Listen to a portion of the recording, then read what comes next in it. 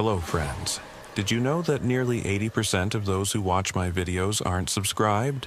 If you enjoy the content, I'd truly appreciate it if you hit that subscribe button. It helps a lot. Also, don't forget to leave a like and share your thoughts in the comments. Your interaction not only supports the channel's growth, but also helps these stories reach more people. Thank you all for being here. By the way, where are you watching from? Let me know in the comments.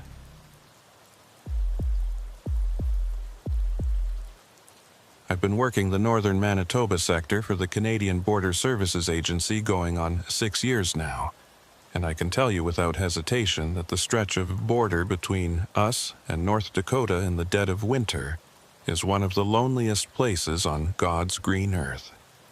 Most people think border work means checking passports at busy crossings, maybe running license plates through the system, dealing with the occasional smuggler trying to hide cigarettes in a spare tire.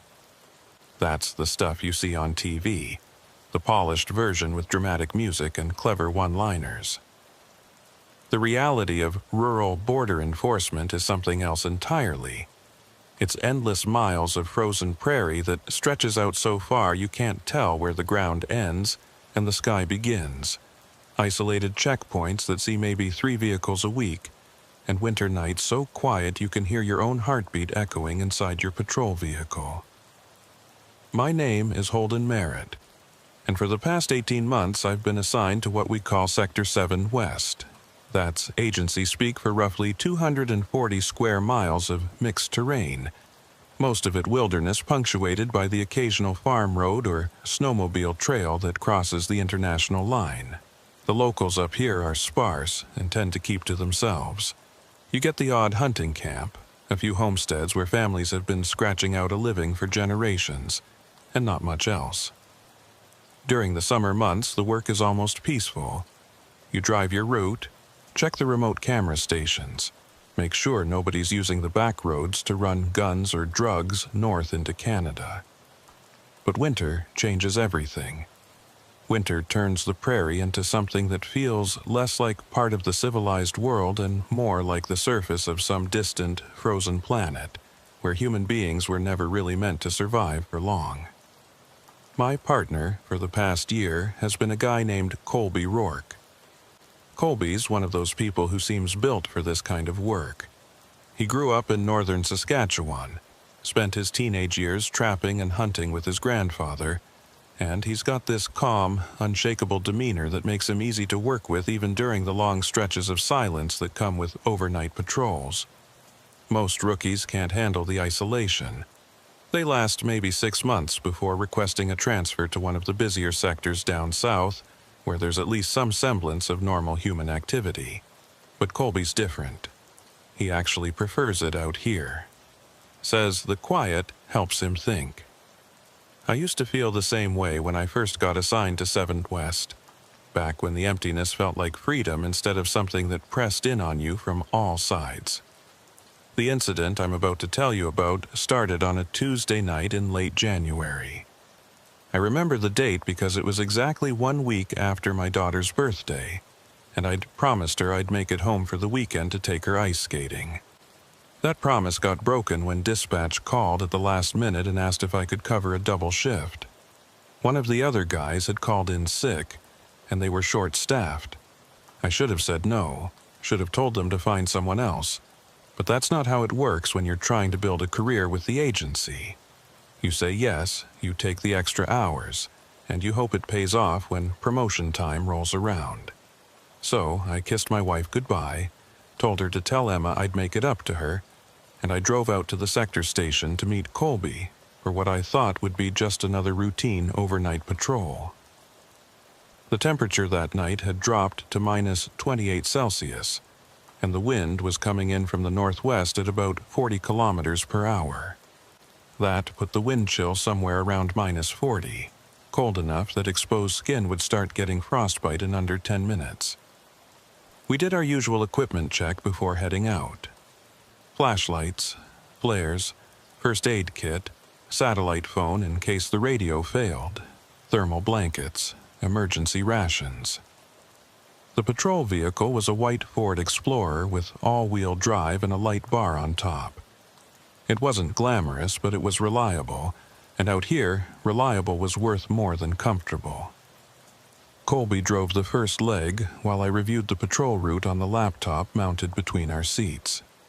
We were responsible for checking 6 remote camera stations spread out along a 70-mile stretch of the border, plus doing random spot checks on any of the old logging roads that crossed from the U.S. side into Canada. The first 2 hours passed without incident. We checked in with the dispatch right on schedule, reported our positions, confirmed that all the camera stations were operational. The roads were clear except for a light dusting of snow that had fallen earlier in the day, and traffic was non-existent. We saw one set of vehicle tracks heading south toward the U.S. side, probably somebody from one of the hunting camps heading home after a long weekend. Colby radioed it in, and dispatch confirmed they'd logged a southbound crossing at the nearest official checkpoint about an hour earlier. Everything matched up. Everything made sense. That's how it always is in this job, right up until the moment it isn't. Around 11:30, we stopped at Camera Station 4 to download the footage from the previous 48 hours. These stations are basically just weatherproof boxes mounted on poles about 15 feet off the ground, equipped with motion-activated cameras that record anything moving within about 200 yards of the border. Most of what they capture is wildlife: deer, moose, the occasional wolf pack. Sometimes you get vehicle traffic, and once in a while you catch someone trying to cross illegally on foot, though that's rare in winter because nobody in their right mind would try to hike through this terrain in these temperatures. Colby climbed up the access ladder while I stood below with the laptop, and we went through the standard procedure. He pulled the memory card, handed it down to me, and I plugged it into the laptop to review the footage while he replaced it with a fresh card. That's when I saw the footprints for the first time. They were visible on the camera footage from the previous night, time-stamped at 02:47. The video showed a figure walking from south to north, crossing the border in the middle of an open field about 100 yards west of the camera position. The motion sensor had triggered the recording, and the infrared night vision gave everything that flat, colorless quality that makes the world look like it's made of ash and shadow. The figure was humanoid, moving at a steady walking pace, but the distance and the quality of the footage made it impossible to make out any details. Could have been male or female, young or old. All I could tell for certain was that it was a person, alone, crossing the border on foot in the middle of a January night when the temperature was well below freezing. I called Colby down from the ladder and showed him the footage. He watched it twice, his expression never changing, and then he looked out toward the field where the crossing had occurred. The wind had picked up since we'd arrived, and loose snow was skittering across the frozen ground in thin white sheets that looked like ghosts racing across the prairie. I asked him what he thought, and he said what I was already thinking. We needed to check it out. Even if the person had made it to the Canadian side and was long gone by now, we were obligated to investigate any illegal border crossing. That was the job. That was what we got paid to do. We drove the Explorer as close as we could get to the location shown in the video, parking on the shoulder of the access road about 50 yards from where the figure had crossed. I grabbed one of the heavy-duty flashlights from the back while Colby pulled on his insulated gloves and checked the battery level on his own light. The wind was brutal out there in the open, cutting through our winter gear like it wasn't even there. I could feel my face going numb within seconds of stepping out of the vehicle. We moved toward the crossing point, our flashlight beams cutting through the darkness and illuminating the snow-covered ground ahead of us. That's when we found the tracks. They were boot prints, clear as day, pressed into a thin layer of snow that had fallen over older, harder-packed snow beneath. The tracks ran in a straight line from south to north, exactly matching the path the figure had taken on the camera footage. But here's the thing that didn't make sense. There was only one set of prints. The person had walked north, crossing the border and continuing on into Canadian territory. But there were no return tracks. No prints heading back south. Just that single line of footprints that appeared out of nowhere on the U.S. side and disappeared into the darkness on the Canadian side. Colby knelt down beside the tracks and examined them more closely. The prints were relatively fresh, probably no more than 24 hours old based on how well defined the tread pattern still was. He pointed out that the snow depth in each print was consistent, suggesting the person had been walking at a steady pace, not running or stumbling. The stride length was normal, maybe slightly long, indicating someone with relatively long legs or someone taking deliberate measured steps. Nothing about the tracks themselves seemed unusual, except for the fact that they only went in one direction. I asked the obvious question: where did they come from? The tracks started about 10 yards inside U.S. territory, but there was no indication of where the person had been before that point. The snow beyond the starting point was undisturbed, smooth, and even except for the patterns made by the wind. It was as if the person had simply materialized in the middle of that field and started walking north. Colby suggested that maybe the wind had covered the earlier tracks, but I wasn't buying it.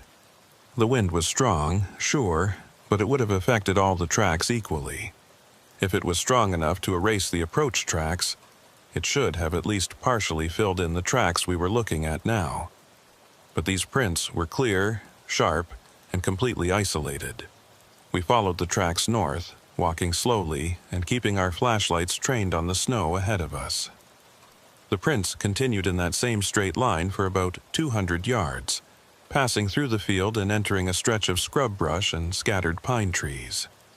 The spacing never varied. The depth never changed. It was almost mechanical in its consistency, like watching a machine's output rather than evidence of human movement.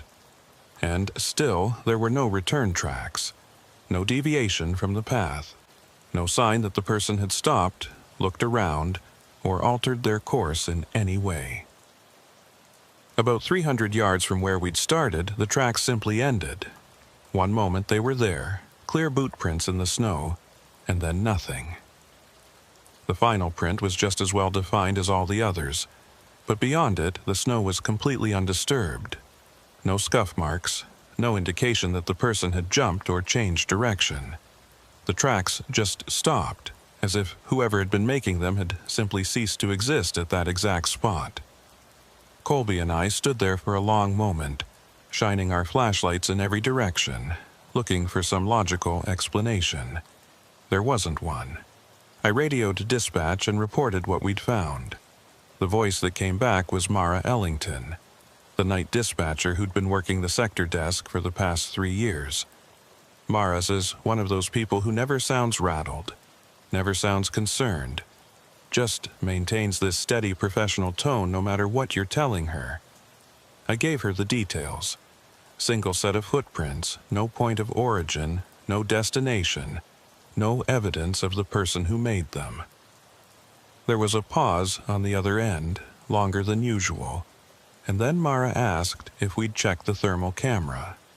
Every patrol vehicle in our sector is equipped with a roof-mounted thermal imaging camera that can detect heat signatures up to about 400 yards away in good conditions. I told Colby to activate it while I kept Mara on the line.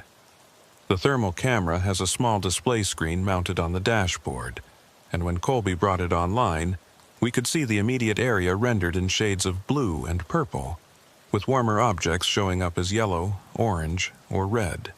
Our own body heat registered as bright red-orange silhouettes. The patrol vehicle behind us showed up as a warm yellow mass, but the surrounding landscape was almost uniformly cold, various shades of deep blue indicating frozen ground, snow, and vegetation. Colby panned the camera slowly across the area where the tracks had ended, then expanded the field of view to cover the surrounding terrain. Nothing. No heat signatures that would indicate a person, animal, or anything else that might explain what we were seeing. I reported this to Mara, and she asked us to wait while she checked something on her end. While we waited, Colby and I walked a wider perimeter around the endpoint of the tracks, looking for anything we might have missed. I was hoping to find a logical explanation. Maybe the person had backtracked by walking in their own footprints, which would explain why there were no return tracks. But that didn't account for how the tracks ended so abruptly, or where they had originally come from. And it definitely didn't explain why someone would be out here in the middle of the night in sub-zero temperatures, walking across an empty field, and then apparently vanishing into thin air. Mara came back on the radio after about 5 minutes. She said she'd reviewed the automated crossing logs from all the official checkpoints in our sector for the past 48 hours, and there were no records of anyone matching a general description entering Canada on foot during that time period. She'd also checked with U.S. Border Patrol on the Dakota side, and they had no reports of missing persons or unusual activity in the area. As far as the official record was concerned, nobody had crossed the border anywhere near our location. But the tracks were right there in front of us, physical evidence that somebody had done exactly that. We spent another 20 minutes documenting everything. I took probably 50 photographs of the tracks from various angles, making sure to include reference markers to show the scale and spacing. Colby used the handheld GPS to mark the exact coordinates of where the tracks started and ended. We collected snow samples from several of the prints, sealing them in evidence bags on the off chance that lab analysis might reveal something useful. It was standard procedure, the kind of thing you do because it's in the manual, even though you know it probably won't lead anywhere. When we were finished, we headed back to the patrol vehicle and sat inside for a few minutes, letting the heater thaw out our hands and faces while we tried to make sense of what we'd found. Colby's theory was that we were looking at evidence of human trafficking, someone running people across the border illegally, using remote locations and bad weather as cover. It was possible, I suppose. The tracks could have been made by someone being smuggled into Canada, though that didn't explain the lack of return tracks or where the person had come from. And human traffickers don't usually operate alone in the middle of nowhere in January. They use vehicles, established routes, safe houses. What we'd found didn't fit that pattern, but it didn't fit any pattern I was familiar with. I was about to suggest we head back to the station and file a full report when the radio crackled to life again. It was Mara, and this time there was something different in her voice. Not quite concern, but close. She said she'd just received an automated alert from camera station 7, which was about 12 miles east of our current position. The motion sensor had been triggered 4 minutes ago, and the footage showed a figure crossing the border from south to north. Same general time of night. Same basic movement pattern. I asked her if she could send us the footage, and she said she was uploading it to our vehicle's computer right now.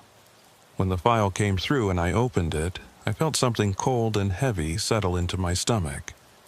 The footage showed exactly what Mara had described. A lone figure, walking at a steady pace, crossing from the U.S. side into Canada. The timestamp read 23:47, which was less than 5 minutes ago. But what made my hands start shaking slightly as I held the laptop wasn't the figure itself. It was the way it moved. That same mechanical consistency, that same measured stride. And when I zoomed in on the best frame I could get, I saw something that made absolutely no sense. The figure appeared to be wearing the same kind of boots that had made the tracks we'd just been examining. I couldn't be certain, but the tread pattern looked identical. Colby saw it too. He didn't say anything, just put the Explorer in gear and started driving toward camera station 7. We both knew what we were thinking, even though neither of us wanted to say it out loud. Whoever or whatever had made those first tracks might be making new ones right now, 12 miles to the east. And if we hurried, we might be able to catch up to them before they disappeared again. The drive took us about 15 minutes, following a series of access roads that wound through increasingly dense forest. The temperature had dropped another few degrees, and ice was forming on the inside of the windshield despite the heater running at full blast. Neither of us spoke during the drive. I kept reviewing the footage on the laptop, trying to spot some detail I might have missed, some clue that would make everything make sense, but there was nothing. Just that figure, walking steadily north, moving with a purpose I couldn't begin to understand. We reached camera station 7 at 0004. The station was located on the edge of a clearing, surrounded by pine trees that were so heavily laden with snow they looked like they might collapse under the weight. I grabbed the flashlight and climbed out of the vehicle, and Colby was right behind me. The wind was even worse here, funneling through the trees and creating this low moaning sound that set my nerves on edge. We moved toward the location where the figure should have crossed, our lights cutting through the darkness and illuminating the snow-covered ground. And there they were. Fresh tracks, boot prints, clear and sharp, running in a straight line from south to north. The exact same pattern we'd found at the first location, but this time, something was different. These tracks were still being made. I could see where the snow at the edge of the most recent print was still settling, still collapsing inward slightly as it adjusted to the compression. Whoever had made these tracks had been here within the past few minutes. They couldn't have gotten far. Colby pulled out his flashlight and swept the beam across the clearing, and I did the same. The twin beams of light moved across the snow, across the trees, across the shadows that seemed to gather in thick pools wherever the light didn't quite reach. Nothing, no movement, no heat signatures on the thermal camera, no sound except for the wind and the creaking of ice-laden branches. I called out, identifying ourselves as Border Patrol and requesting that whoever was out here show themselves. My voice sounded small and insignificant against the vast emptiness of the winter night. There was no response. We followed the tracks into the tree line, moving slowly and staying close together. The forest was thick here. The trees packed close enough that the snow beneath them was thinner, protected from the worst of the weather by the canopy overhead. The tracks continued in that same straight line, weaving between trees but never deviating from their northward path. And then, about 100 yards into the forest, they ended again. Just like before, one final boot print, sharp and clear, and beyond it, nothing but undisturbed snow. I stood there staring at that final print, my mind refusing to accept what my eyes were telling me. This wasn't possible. People don't just vanish. They leave traces, evidence, some indication of where they went. But there was nothing. I checked the thermal camera again, expanding the range to maximum, and Colby climbed up on a fallen log to get a better vantage point. The forest was empty. We were alone out here. That's when I heard it. A sound coming from somewhere to the north, barely audible over the wind. It sounded like a voice, distant and distorted, speaking words I couldn't quite make out. I grabbed Colby's arm and pointed in the direction of the sound, and we both stood perfectly still, listening. It came again, slightly clearer this time. A single word, repeated over and over, carried on the wind like a message being transmitted across some vast distance. The word was late. Someone or something out there in the darkness was saying late, and the voice had a quality to it that made my skin crawl. It wasn't quite human. Too flat, too emotionless, like hearing a recorded message played back at slightly the wrong speed. I reached for the radio on my belt and was about to call it in to Mara when the static burst from the speaker made me jump. The radio had been silent except for the occasional check-in, but now it was crackling with interference, producing this rhythmic pattern of static that almost sounded like speech. And then, cutting through the static, I heard Mara's voice, but it wasn't responding to me. The transmission came through broken and fragmented, pieces of words separated by bursts of white noise. "You're late." and then more static, and then silence. I pressed the transmit button and tried to respond, asking Mara to repeat her last message. Nothing. The radio was dead air. Colby tried his radio with the same result. We were standing in the middle of a frozen forest, following footprints that appeared and disappeared without explanation, listening to voices that shouldn't exist, and our communication with the outside world had just been severed by interference that made no logical sense. I made the decision right then that we needed to get back to the vehicle and return to the station. Whatever was happening out here, we weren't equipped to deal with it. This had gone beyond a simple illegal border crossing.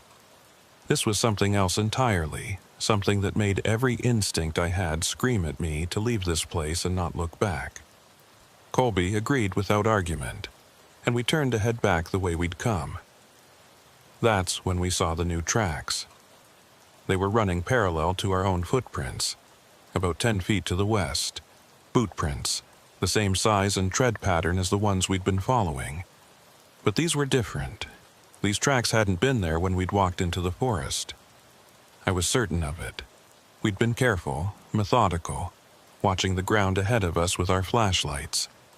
There's no way we could have missed a second set of tracks running alongside our path. But there they were, clear as day, as if someone had been walking next to us the entire time, matching our pace, staying just out of sight in the darkness between the trees. We ran. I'm not ashamed to admit it. We turned and ran back toward the patrol vehicle, our flashlights bouncing wildly as we crashed through the underbrush and jumped over fallen logs. Behind us, I could hear something else moving through the forest. Not running, not even hurrying. Just walking at that same steady, measured pace, the sound of boots crunching through snow, keeping perfect rhythm, getting neither closer nor farther away no matter how fast we moved. We reached the Explorer and threw ourselves inside, slamming the doors and locking them in one synchronized motion. Colby started the engine while I grabbed the laptop and tried to establish a connection with dispatch. The radio was still dead, but the satellite link was working. I pulled up the communication interface and started typing out a message to Mara, trying to explain what we'd encountered while Colby threw the vehicle into reverse and backed us away from the tree line. As we pulled away from Camera Station 7, I looked back toward the forest. There, standing at the edge of the clearing where the trees met the open snow, I saw a figure. It was too dark and too far away to make out any details, but I could see the basic shape. Humanoid, standing perfectly still, watching us leave. The figure didn't move, didn't wave, didn't do anything except stand there like a marker placed at the boundary between the world I understood and something else entirely. The message to Mara finally went through, and about 30 seconds later I got a response. She said she'd received our transmission and was logging our report, but she wanted us to know something. Camera Station 7's footage from the past hour had been automatically uploaded to the central server, and she'd reviewed it while waiting for our message. The footage showed us arriving at the station, exiting the vehicle, and following the tracks into the forest. But it didn't show anyone else. No figure crossing the border. No mysterious presence in the woods. Just us, alone in the clearing, our flashlights cutting through the empty darkness. According to the official record, there was nothing out there except 2 border patrol officers chasing shadows. We drove back to the sector station in silence, arriving just after 2 in the morning. I spent the next 3 hours writing up a detailed report of everything we'd witnessed, and Colby did the same. We turned over all the photographs, GPS coordinates, and audio recordings from our radios. The snow samples we'd collected were sent to the lab for analysis. Everything was logged, filed, and submitted through proper channels, and then we were told to go home, get some rest, and report back for our next scheduled shift in 48 hours. I tried to sleep when I got home, but every time I closed my eyes, I saw those tracks, that impossible pattern of footprints that appeared and disappeared without explanation. I saw the figure standing at the edge of the forest, watching us drive away. And I heard that voice carried on the wind, repeating that single word over and over. Late. You're late. I didn't know what it meant. I didn't know who or what had been out there in the frozen wilderness. But I knew with absolute certainty that whatever I'd encountered that night, it wasn't finished with me. This was just the beginning. And I was right. The 48 hours I spent at home after that first night felt longer than any week I'd ever lived through. I went through the motions of normal life, playing with Emma, having dinner with my wife Sarah, watching television in the evening like nothing had changed. But everything had changed. I couldn't stop thinking about those footprints, about that figure standing at the edge of the forest watching us drive away. Every time I closed my eyes, I saw that endless line of boot prints stretching across the snow, leading nowhere and coming from nowhere. Sarah noticed something was wrong. She always did. On the second evening, after Emma had gone to bed, she asked me directly if something had happened during my shift. I wanted to tell her. I wanted to explain what Colby and I had seen, to share the weight of it with someone who might help me make sense of it. But how do you explain something like that without sounding like you've lost your mind? So I told her it had been a long shift, that we'd dealt with some unusual circumstances, and that I was still processing it. She didn't push, just reminded me that I could talk to her about anything. I said I knew that, and I meant it. But this wasn't something I could talk about. Not yet. Maybe not ever. Colby called me on the morning of our next scheduled shift. He asked if I'd heard anything from the agency about our report, and I told him I hadn't. No calls, no emails, nothing. He said it was the same for him. We both knew what that probably meant.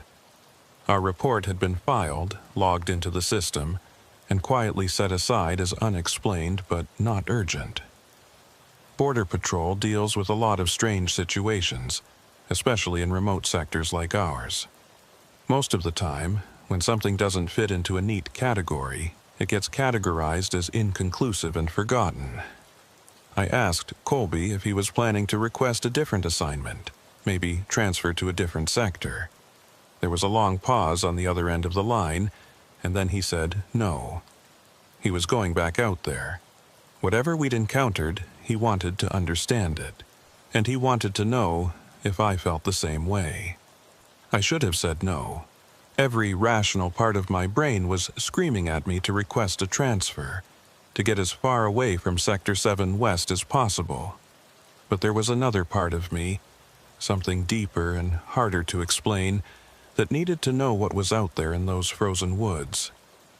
I told Colby I'd see him at the station that evening, and when I hung up the phone, I felt both relieved and terrified in equal measure. We met at the sector station just before sunset. The temperature had dropped even further, down to minus 32 Celsius, and the forecast was calling for light snow throughout the night. Colby looked like he'd slept about as well as I had, which is to say not at all. He had dark circles under his eyes, and when he shook my hand, his grip was tighter than usual, like he was trying to reassure himself that I was really there. We did our equipment check in silence, both of us going through the familiar routine because it was easier than talking about what we were both thinking. Mara was on dispatch again. When we radioed in to confirm we were starting our patrol, she acknowledged with her usual professional tone, but then added something unexpected. She said that if we encountered anything unusual, we should report it immediately and wait for backup before investigating. That was not standard protocol. Normally, Border Patrol officers are expected to assess situations and use their own judgment. Being told to wait for backup suggested that someone higher up the chain had reviewed our report and taken it seriously enough to issue new instructions. I acknowledged and signed off, and Colby and I exchanged a look. Whatever we'd stumbled into 2 nights ago, the agency was treating it as a potential threat. Our route that night covered the same general area as before, but the patrol plan had us checking camera stations in a different order.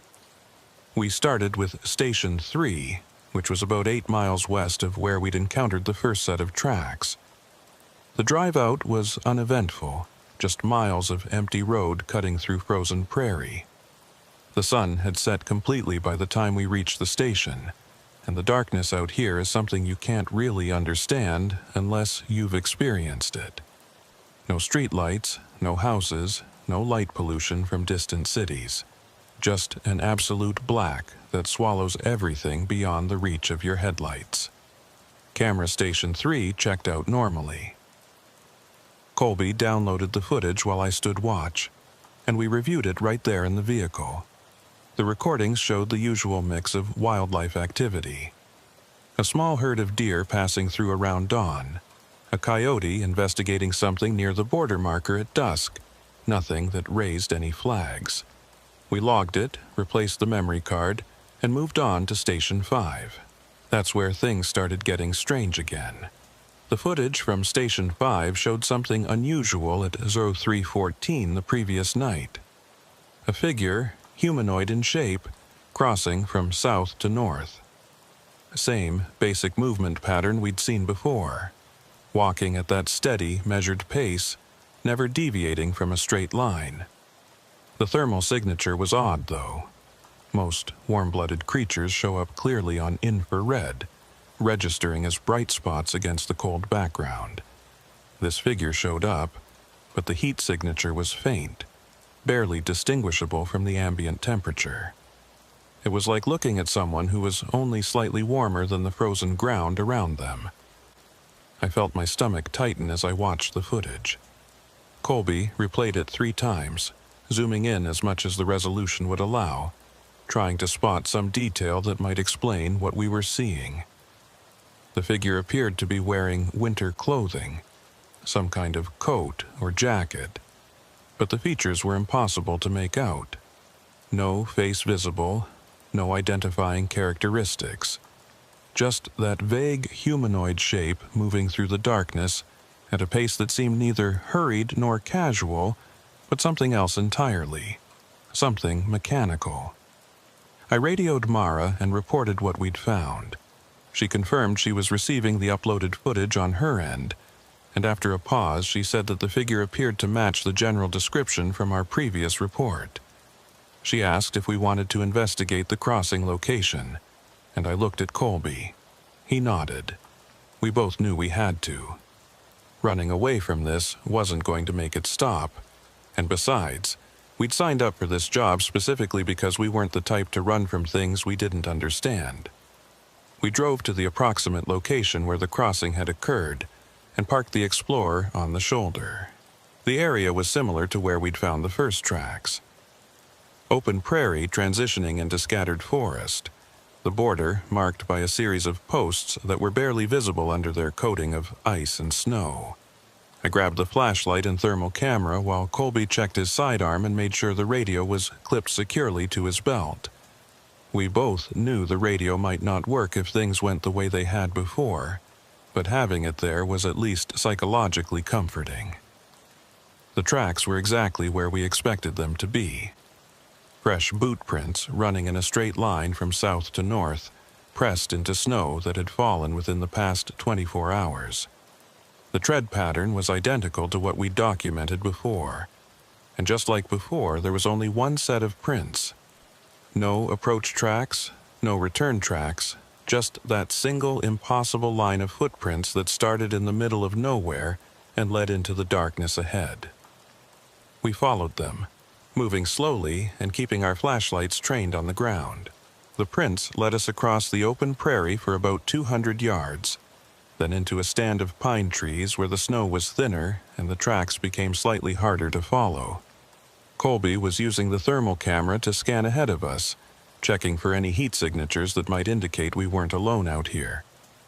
The screen showed nothing but cold blues and purples. The forest was empty except for us. The tracks continued for maybe another 100 yards, weaving between trees but maintaining that same northward trajectory. And then, just like before, they ended. One final boot print, and beyond it, nothing but undisturbed snow. I stood there staring at it, my breath forming clouds in the freezing air, and I felt a wave of frustration wash over me. This didn't make sense. None of it made sense. People don't just disappear in the middle of taking a step. There has to be an explanation, some detail we were missing, some piece of evidence that would tie everything together. That's when Colby grabbed my arm and pointed back the way we'd come. I turned and looked, following the direction of his flashlight beam. There, running parallel to our own tracks about 15 feet to the east, was another set of boot prints. Fresh prints, the same size and pattern as the ones we'd been following. They ran alongside our path all the way back to where we'd entered the forest, perfectly matching our route step for step. But I knew those prints hadn't been there when we'd walked in. I was absolutely certain of it. We'd been careful, methodical, watching the ground constantly. There's no way we could have missed a second set of tracks running right next to our own. I felt the hairs on the back of my neck stand up. Someone, or something, had followed us into the forest, walking beside us the entire time, and we hadn't heard a sound. No footsteps, no breathing, no snap of branches or crunch of snow. Just perfect silence, and now these tracks as evidence that we'd been accompanied the whole way. Colby's voice was tight when he spoke. He said we needed to leave, right now. I didn't argue. We turned and headed back toward the Explorer, moving faster than we had on the way in, our flashlights sweeping constantly across the trees around us. Behind us, I could hear it again. That sound of footsteps keeping pace with us, never getting closer, never falling behind.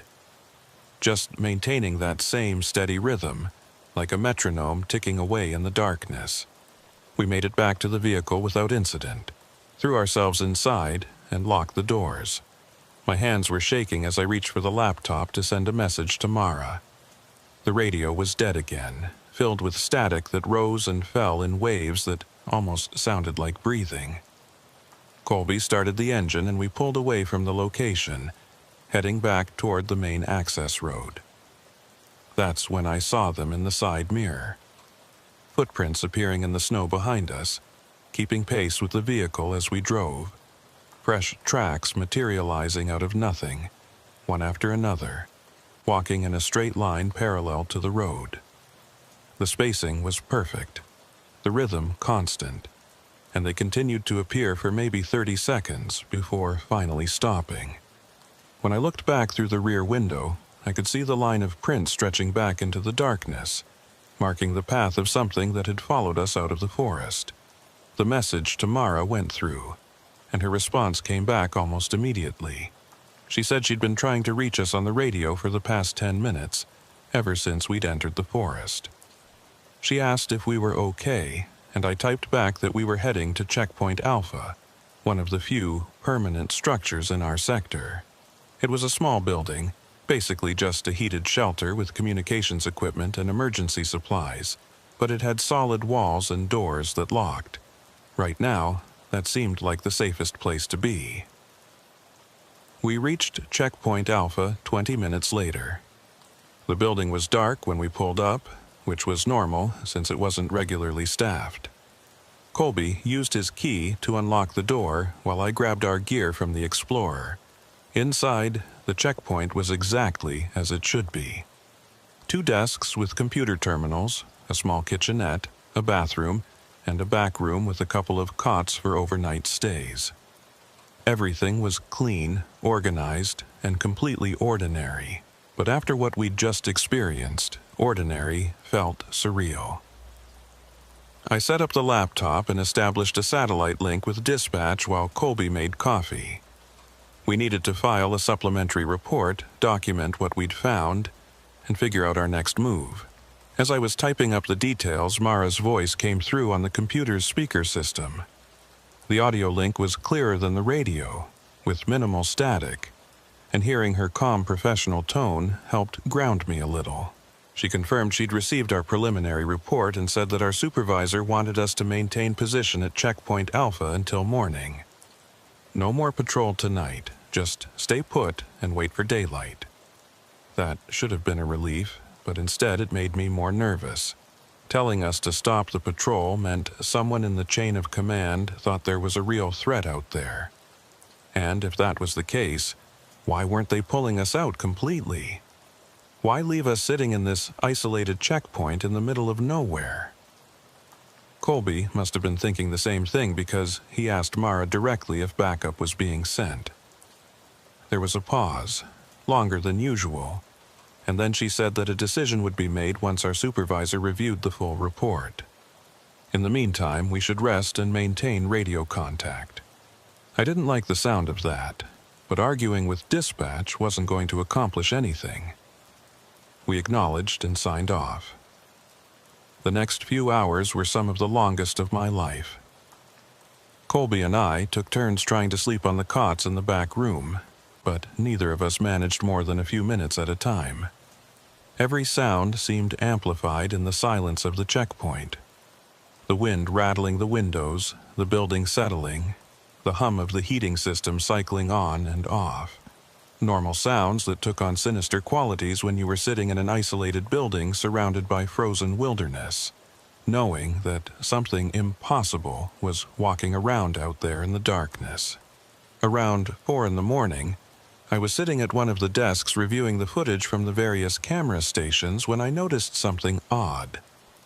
The cameras were equipped with internal clocks that time-stamped every recording, and those clocks were synchronized with the agency's central server to ensure accuracy. But when I pulled up the footage from Station 5, the one that had captured the figure crossing at 0314, I noticed something that didn't make sense. The timestamp showed 0314, but the metadata embedded in the file showed it had been recorded at 0214. An hour difference. I called Colby over and showed him. He checked the settings on the laptop, thinking maybe there was a time zone issue or a glitch in the display, but everything was configured correctly. The camera's internal clock was showing one time, but the actual recording had been made an hour earlier. I pulled up the footage from Station 3, which we'd checked first that night, and found the same discrepancy. Every recording had a timestamp that was exactly 1 hour ahead of when it had actually been captured. This wasn't a simple technical glitch. Camera systems don't spontaneously add an hour to their timestamps. Someone or something had deliberately altered the clocks, or the cameras themselves were malfunctioning in a very specific and unusual way. But why? What possible purpose would it serve to change the time on remote border cameras? I was about to message Mara about this when the checkpoint's exterior motion sensors triggered. We had floodlights mounted on the corners of the building that would activate automatically if anything larger than a small animal moved within about 50 feet of the structure. The lights came on, flooding the area around the checkpoint with harsh white illumination, and Colby immediately moved to one of the windows to see what had triggered them. I joined him at the window, and for a moment we just stood there staring out at the snow-covered ground surrounding the checkpoint. The floodlights revealed a perfectly ordinary winter scene. Snow, ice, a few scattered trees at the edge of the clearing. Nothing moving, nothing that would explain why the sensors had activated. And then I saw them. Footprints. They ran in a circle around the entire checkpoint, a continuous loop of boot prints pressed into fresh snow. The same tread pattern we'd been seeing all night, that same measured spacing between each print. But these tracks formed a perfect circle, about 40 feet in diameter, with the checkpoint building at the exact center. And there was still only one set of prints. No indication of where they started or ended. Just a complete, unbroken circle, as if someone had walked around the building in a perfect geometric pattern without ever deviating from their path. Colby's breathing had gone shallow and rapid.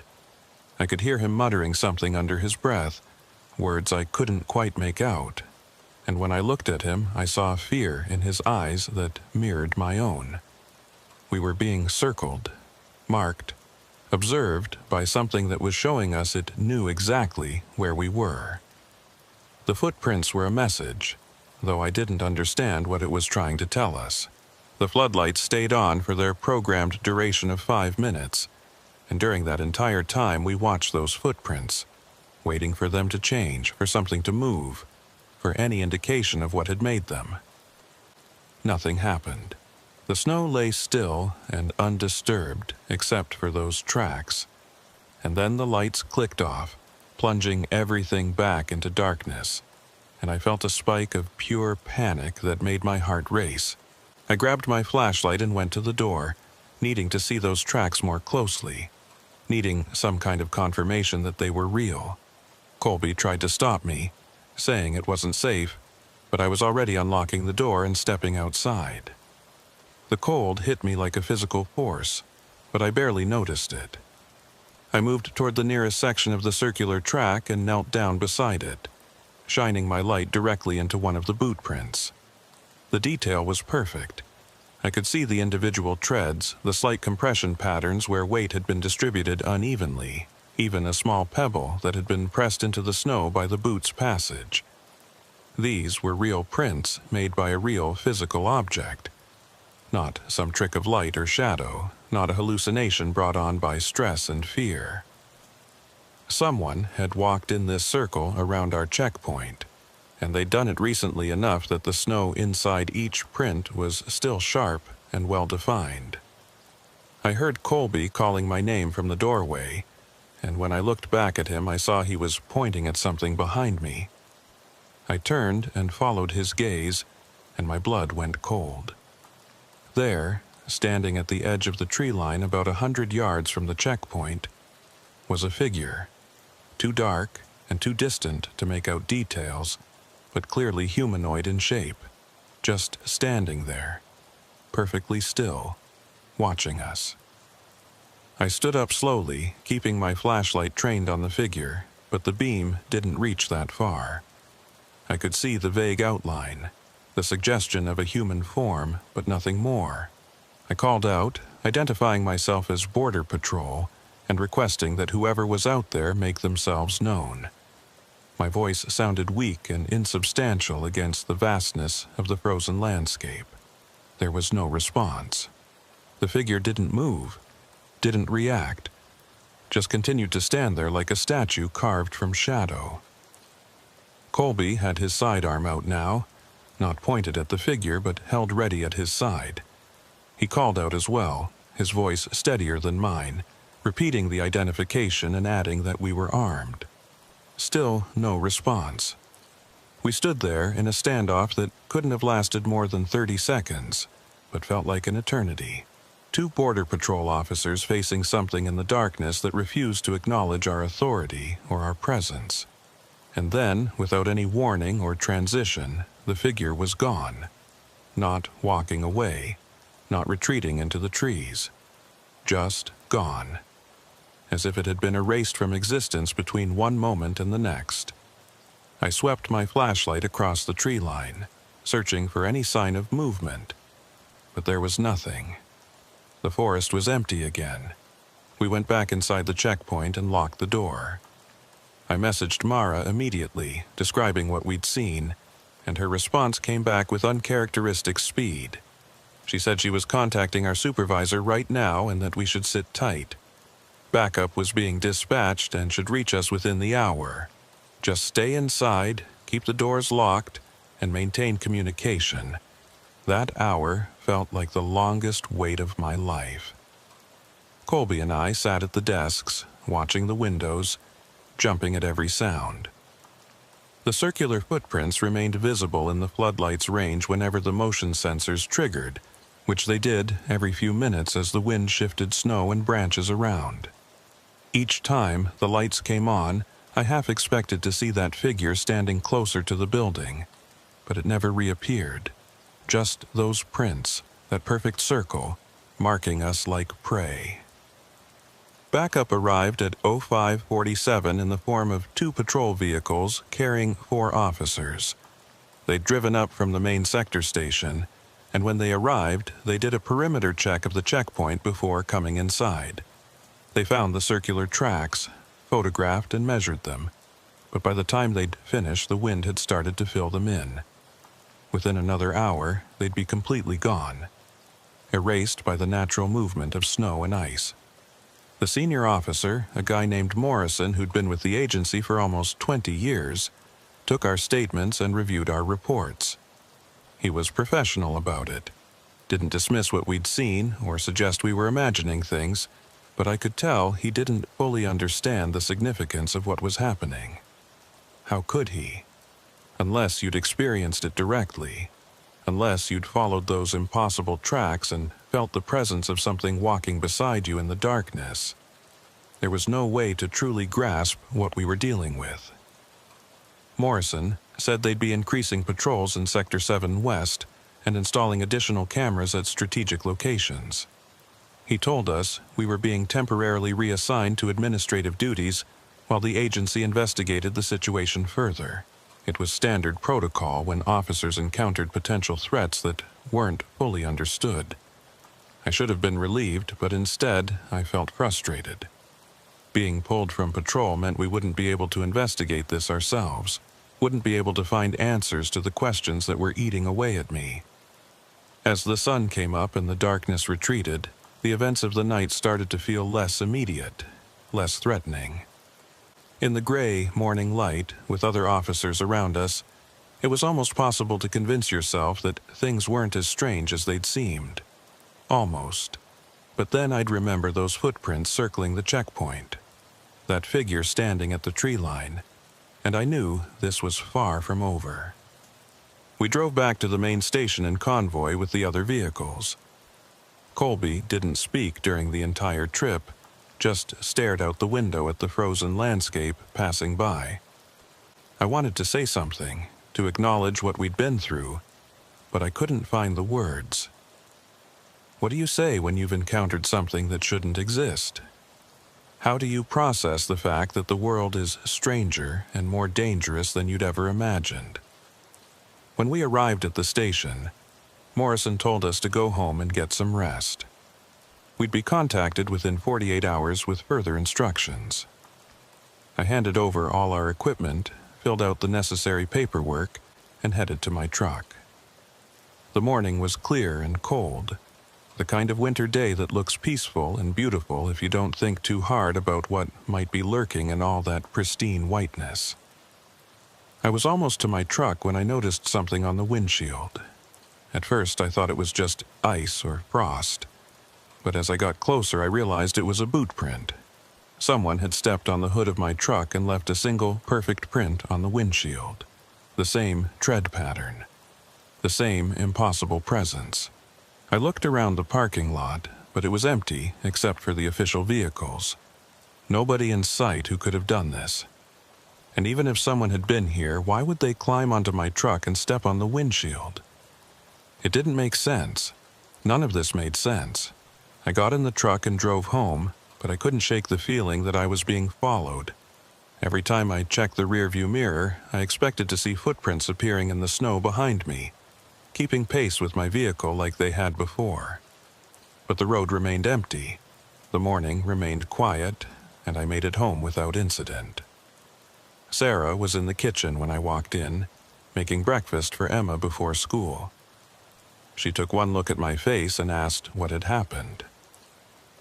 I wanted to tell her everything, to share the burden of what I'd seen, but the words wouldn't come. How do you explain that you're being stalked by something that leaves footprints but can't be seen?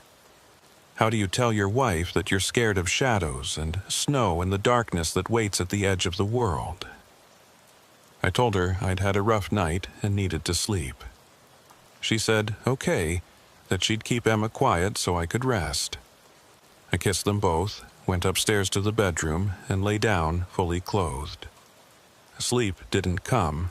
Instead, I stared at the ceiling and listened to the sounds of my family moving through the house below me, living their normal lives while I tried to process the fact that normal didn't exist anymore.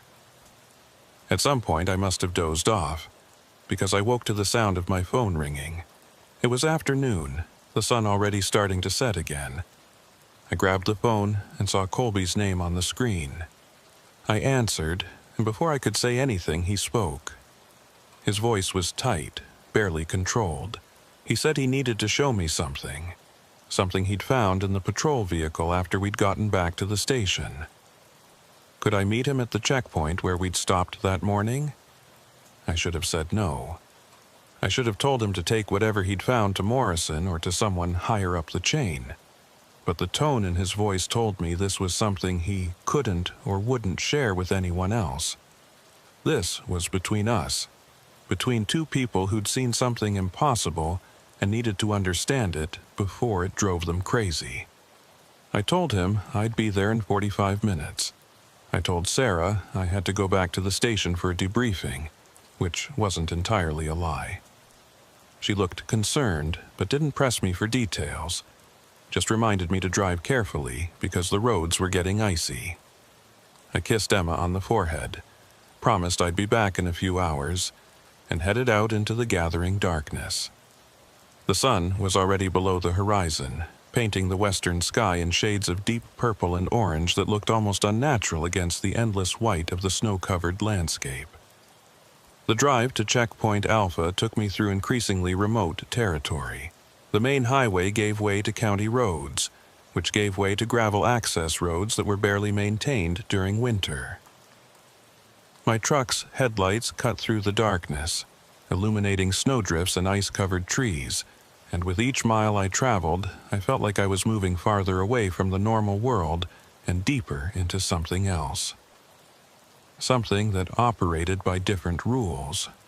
Colby's patrol vehicle was already parked outside the checkpoint when I arrived. The building's lights were on, warm yellow rectangles against the darkness, and I could see his silhouette moving behind one of the windows. I parked next to his vehicle and made my way to the door, my boots crunching through snow that had drifted against the building's foundation. The temperature had dropped again, and my breath formed thick clouds that hung in the still air for several seconds before dissipating. Colby let me in without saying a word. He looked worse than he had that morning. His eyes were bloodshot, his hair disheveled, and there was a nervous energy about him that immediately put me on edge. He'd never been the type to panic or lose his composure, but right now he looked like someone who was barely holding himself together. He locked the door behind me and led me to one of the desks where he'd set up his laptop and spread out a collection of photographs and printed documents. He started talking before I'd even taken my coat off. He said that after we'd gotten back to the station that morning, he'd gone through the patrol vehicle doing a standard post-shift inspection. That's when he'd found something in the back seat that hadn't been there when we'd started the patrol. A small notebook, the kind with a black cover and lined pages that you could buy at any drugstore.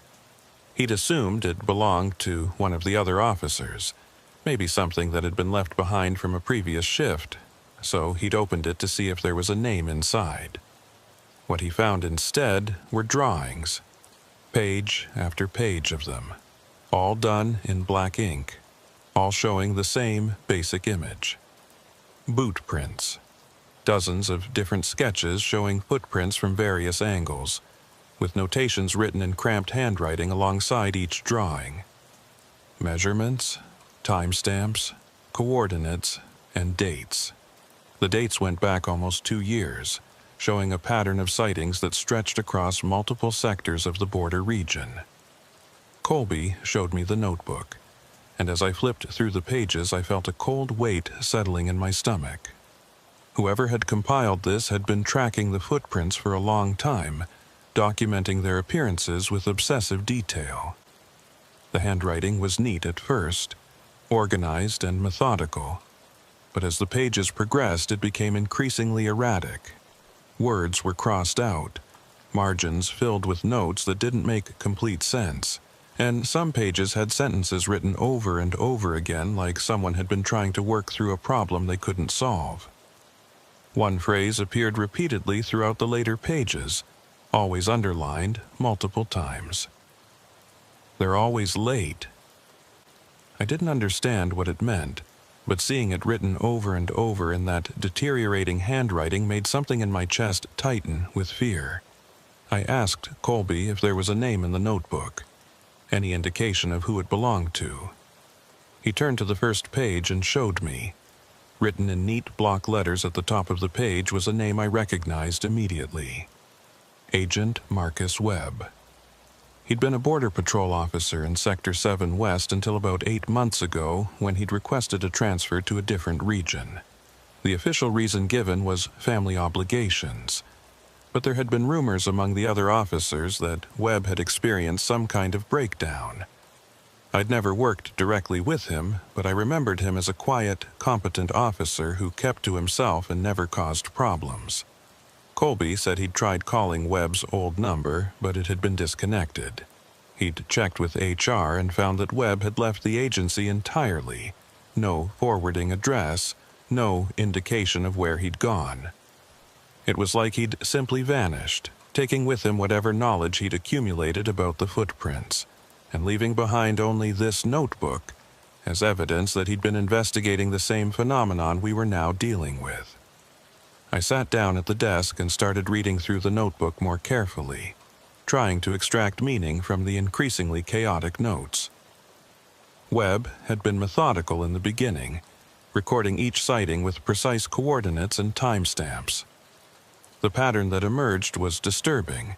The footprints appeared at irregular intervals, sometimes multiple times in a single week, sometimes going dormant for months before appearing again.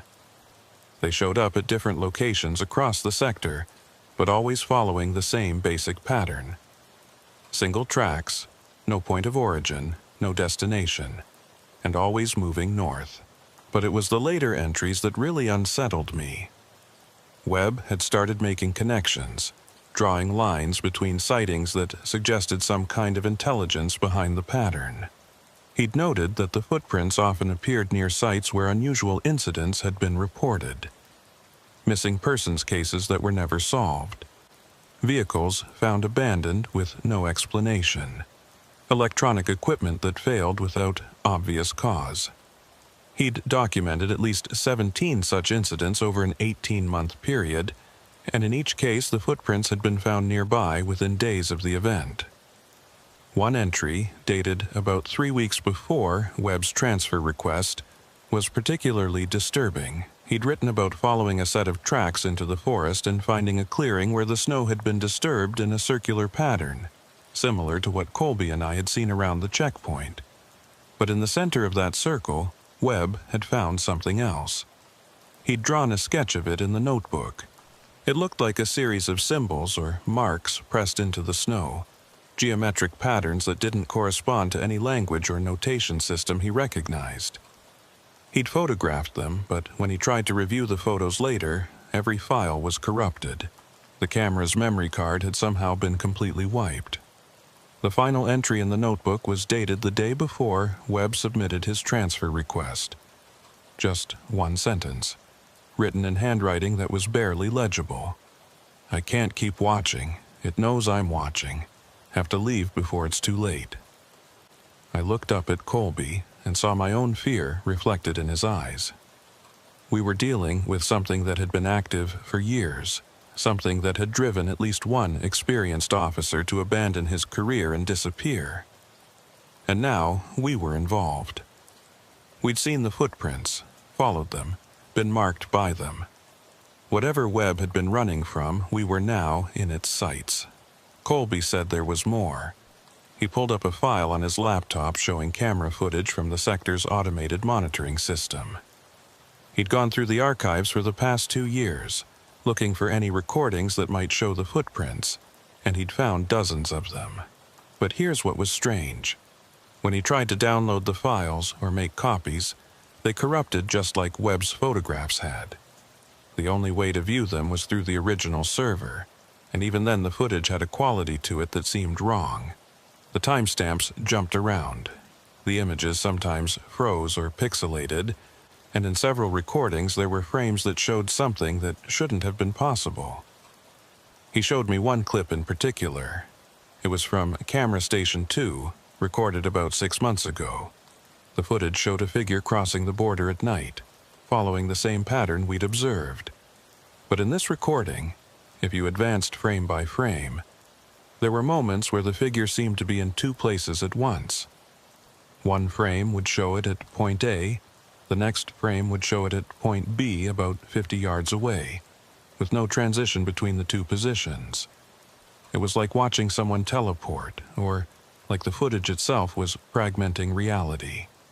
I asked Colby if he'd shown any of this to Morrison or anyone else at the agency. He shook his head. He said he'd been planning to, but then he'd received a message from an unknown email address that morning. The message was brief, just 3 sentences. "You're looking where you shouldn't. Some borders aren't meant to be enforced. Stop before you end up like Webb." We sat there in silence for several minutes, the weight of everything pressing down on us. This wasn't just about investigating unusual border activity anymore. We were caught up in something that had been going on for years, something that had claimed at least one career and possibly more. And whoever or whatever was behind it was aware of us, watching us, sending us messages through corrupted files and anonymous emails. I should have insisted we take everything to Morrison right then. Should have demanded that the agency bring in outside investigators, maybe even federal authorities who might have resources to deal with this kind of situation. But part of me knew it wouldn't matter. Webb had presumably tried going through official channels, and look where it had gotten him. The agency would file reports, launch an investigation, and ultimately come up empty, because they were trying to apply rational procedures to something that operated outside rational boundaries. That's when Colby told me about the recording. He said that earlier that afternoon, while he'd been going through Webb's notebook, he'd heard a sound coming from his patrol vehicle.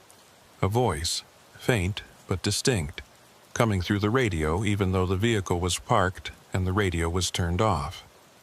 He'd gone out to investigate and found the radio displaying activity on a frequency that wasn't part of the official Border Patrol channels. The transmission lasted about 15 seconds before cutting off, and he'd managed to record it using his phone. He pulled up the audio file on his laptop and played it for me. The quality was poor, filled with static and interference, but underneath the noise I could hear what sounded like a human voice speaking in a flat, emotionless monotone. The words were barely comprehensible, fragmented by bursts of static, but I managed to make out most of it.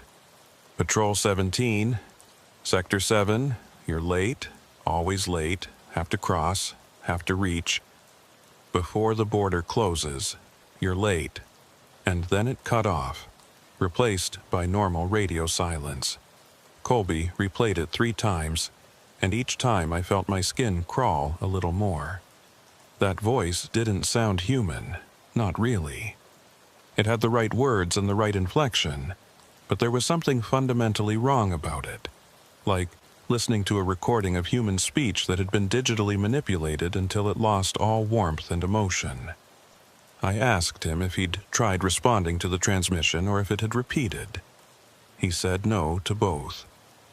The frequency had gone dead after that single burst, and when he'd tried transmitting on it, there was no response, just empty air. But he'd written down the frequency and checked it against the agency's communication protocols. It wasn't registered to anyone. As far as the official records were concerned, that frequency didn't exist. We spent the next hour going through everything systematically, trying to piece together a coherent picture from Webb's notes, the camera footage, and our own experiences. A pattern started to emerge, though I wasn't sure I liked what it suggested. The footprints appeared to be following some kind of route, always moving north, always crossing the border at specific locations. Webb had mapped them, connecting the dots between sightings, and the resulting pattern formed a rough line that ran through Sector 7 West, passing through several points of interest. Old, abandoned homesteads, sites where vehicles had been found with their drivers missing, places where communication equipment consistently failed without explanation.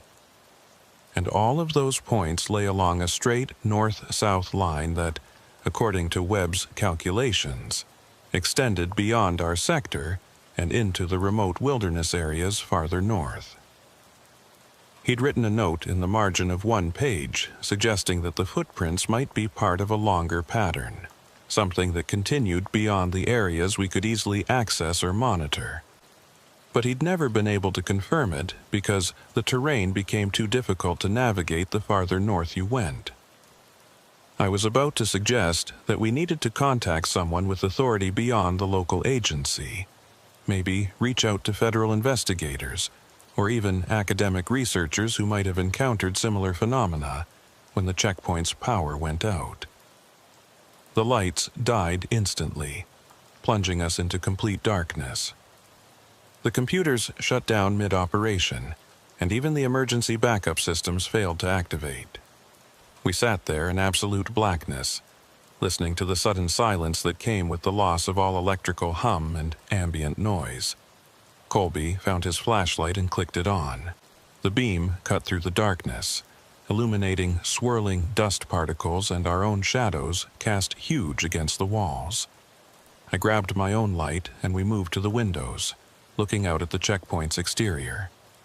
The floodlights were dead, the motion sensors inactive. Everything within our line of sight was darkness broken only by the pale illumination of moonlight reflecting off snow. And then I saw them, footprints in the snow, clearly visible even in the dim light. But these weren't circling the checkpoint like before. These were approaching from multiple directions, converging on the building in straight lines that reminded me of spokes on a wheel. I counted at least 6 different tracks, all heading towards the checkpoint, all showing that same impossible tread pattern. Colby saw them too. His breathing had become rapid and shallow, and when he spoke, his voice was barely above a whisper.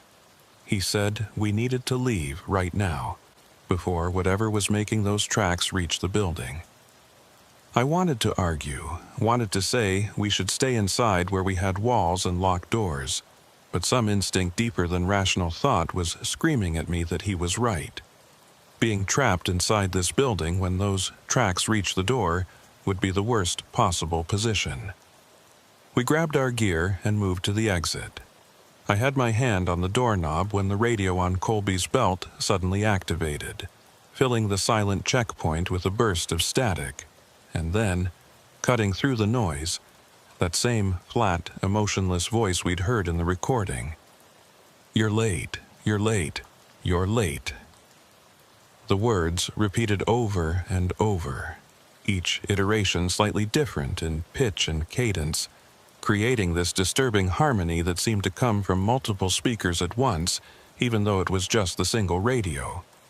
Colby tried to turn it off, but the controls didn't respond. The voice continued its mechanical chant, getting louder with each repetition, until it was almost deafening in the confined space. I yanked open the door and we ran outside, heading for our vehicles.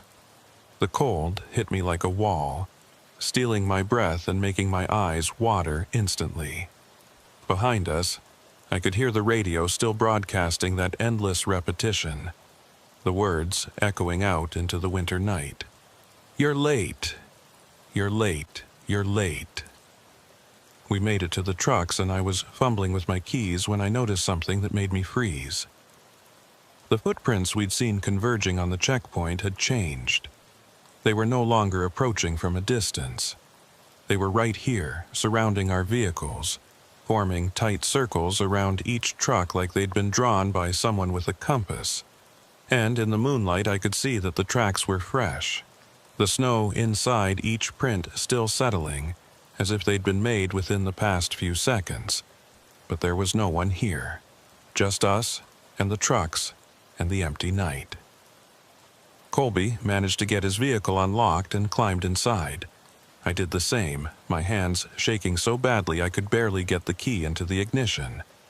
The engine roared to life, and I threw the truck into reverse, backing away from the checkpoint as fast as I dared on the icy ground. Through the rearview mirror, I could see Colby doing the same, his headlights swinging wildly as he maneuvered his patrol vehicle around. We drove in convoy back toward the main access road, putting distance between ourselves and the checkpoint as quickly as possible. I kept checking my mirrors, expecting to see something following us, but the road behind remained empty, just darkness and snow and our own tire tracks marking our retreat. About 5 miles from the checkpoint, my truck's radio activated on its own. No static this time, just that voice, speaking clearly as if someone was sitting in the seat next to me. Patrol 17, Holden Merritt. You're late. You've always been late. Have to cross before the border closes. Have to reach the other side. I reached for the radio to turn it off, but before my hand touched the controls, the voice added something that made my blood freeze. Emma is 7 years old. Sarah makes pancakes on Sunday mornings. You promised to take Emma skating. You're always late for your promises. It knew my family's names. It knew details about my personal life that weren't in any file or database. How was that possible? How could something that left impossible footprints in the snow know about my daughter's age or what my wife cooked for breakfast? I grabbed my phone and called Colby. He answered immediately, his voice tight with panic. He said his radio was doing the same thing, speaking with that flat voice mentioning details about his life that shouldn't be known. His grandfather's name, the address of the house where he'd grown up, the name of his first dog, personal information that existed only in his memory. We were still about 20 minutes from the main station, driving through increasingly remote territory. I wanted to call Sarah to make sure she and Emma were okay, but I was terrified of what might happen if I tried. What if the voice answered instead? What if this thing, whatever it was, had somehow reached my family? That's when I saw the figure standing on the side of the road ahead. It was humanoid in shape, wearing what looked like winter clothing, standing perfectly still about 50 yards ahead of my truck. I slammed on the brakes, the truck sliding on the icy road before coming to a stop about 20 feet from the figure. Colby's patrol vehicle stopped behind me, his headlights creating a pool of illumination that showed the figure in harsh detail. It was a person, or it looked like a person.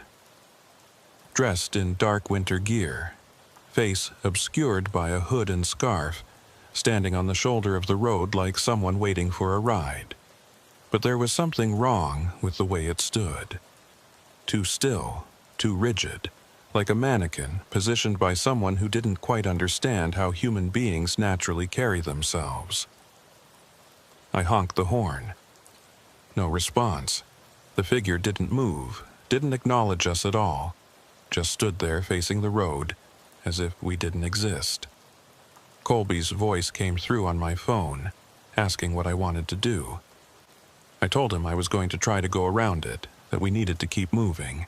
He agreed, and I carefully steered the truck to the left, giving the figure a wide berth as I passed. As I drove by, I made the mistake of looking directly at it. The hood was pulled low over the face, and the scarf covered everything from the nose down. But in the brief moment that my headlights illuminated it, I saw what was visible of the face. The skin was gray, almost translucent, and the eyes were wrong. Not the color or shape, but the way they moved. They tracked my truck's passage with perfect mechanical precision, following the movement without any of the small adjustments and irregularities that come with human eye movement. It was like being watched by a camera, not a person. I accelerated past it and kept driving, my hands gripping the steering wheel so hard my knuckles ached. In the rearview mirror, I could see the figure still standing there, now facing in our direction, watching us drive away. And then, between one glance and the next, it was gone. The side of the road was empty, as if it had never been there at all. Colby called again, his voice shaking. He said he'd seen it too, seen those eyes tracking us. He asked if I thought it was safe to keep driving, or if we should try to find somewhere to hole up until morning. I told him we needed to get to the main station, that being around other people was our best chance of staying safe. He didn't sound convinced, but he agreed to keep following me. The rest of the drive was a nightmare of mounting paranoia. Every shadow at the edge of the road looked like another figure waiting for us. Every time the headlights caught the reflective eyes of an animal in the trees, I half expected it to be something else, something impossible, watching us pass. The radio stayed silent, but that almost made it worse. The silence felt loaded, pregnant with the potential for that voice to return at any moment. We made it to the main sector station just after 8 p.m. There were 3 other vehicles in the parking lot, officers working the evening shift. The building's lights were on, warm and welcoming against the darkness, and I felt some of the tension drain from my body as we pulled in and parked. Colby and I met at the entrance, and I could see he looked as shaken as I felt. We didn't say anything, just nodded to each other and went inside. Morrison was in his office working on paperwork. When he saw us, his expression shifted from mild surprise to concern. He asked what we were doing here, reminded us that we were supposed to be on administrative leave. I started to explain, to tell him about the notebook and the recordings and the figure on the road, but the words came out jumbled and incoherent. I realized I sounded crazy, like someone having a breakdown, and I forced myself to slow down and organize my thoughts. Morrison listened without interrupting, his expression neutral. When I finished, he asked if we had the notebook with us. Colby said it was in his vehicle, and Morrison told him to go get it. While Colby was outside, Morrison asked me if I'd been sleeping okay, if I'd been under unusual stress lately. Standard questions to determine if an officer was experiencing psychological problems. I told him I was fine, that what we'd experienced was real and documented, not some stress-induced hallucination. Colby returned with the notebook and handed it to Morrison. He flipped through it, reading entries at random, his expression giving nothing away. When he reached the final page with Webb's last entry, he closed the notebook and set it on his desk. He said he'd look into it, that he'd contact former Agent Webb if possible, and try to verify the information. In the meantime, we should go home, get rest, and wait for further instructions. I tried to argue, to insist that this needed immediate attention, but Morrison cut me off. He said he understood our concerns, but there were proper procedures for this kind of thing. Making hasty decisions based on incomplete information would only make the situation worse. He promised he'd take our report seriously and conduct a thorough investigation. We just needed to trust the process. It was a polite dismissal, and we both knew it. Morrison was doing what any supervisor would do when faced with officers claiming to have encountered something impossible. Document everything, promise action, and quietly arrange for psychological evaluations. He didn't believe us. How could he? We barely believed it ourselves. We left the station and walked back to our vehicles. The parking lot was well lit and felt safe, but I couldn't shake the feeling that we were being watched from the darkness beyond the lights. Colby said he was going to drive home and try to get some sleep, though we both knew that wasn't likely to happen. I told him to call me if anything unusual happened, and he promised he would. I sat in my truck for a few minutes before starting the engine, trying to process everything that had happened. Webb's notebook, the corrupted recordings, the voice on the radio that knew personal details about our lives, the figure on the road with those mechanical eyes. It all pointed to something beyond normal explanation, something that existed in the spaces between what we understood and what we feared. My phone rang. It was Sarah, asking where I was and when I'd be home. I told her I was on my way, that I'd be there in about 40 minutes. She said Emma had been asking about me, wondering when we could go ice skating like I'd promised. I felt a pang of guilt mixed with fear. That promise, the one the voice had mentioned. How did it know? How could something that existed in the frozen wilderness have access to the private conversations that happened in my home? I drove home through the darkness, checking my mirrors constantly, jumping at every set of headlights that appeared behind me. The radio stayed silent, which should have been comforting but instead felt ominous, like a predator going quiet before it strikes. I made it home without incident and found Sarah and Emma in the living room watching TV together. Everything was normal, peaceful, exactly as it should be. I kissed them both and tried to push down the fear that was churning in my stomach. I wanted to tell Sarah what was happening, to warn her that something was wrong, but I couldn't find the words. What was I supposed to say? That invisible stalkers were leaving footprints in the snow? That voices on the radio knew our family's secrets? She'd think I was losing my mind, and maybe I was. I went upstairs to shower and change, trying to wash away the feeling of being watched and followed. When I looked at myself in the mirror, I barely recognized the person staring back. There were dark circles under my eyes. My face was drawn and pale, and there was a haunted quality to my expression that reminded me of photographs I'd seen of soldiers returning from combat. This was what fear looked like when it got inside you and started eating away at everything you thought you knew. I was toweling off when I heard Emma scream. I ran downstairs in my bathrobe, my heart pounding, expecting to find an intruder or an accident. Instead, I found Emma standing at the living room window, pointing outside with a trembling hand.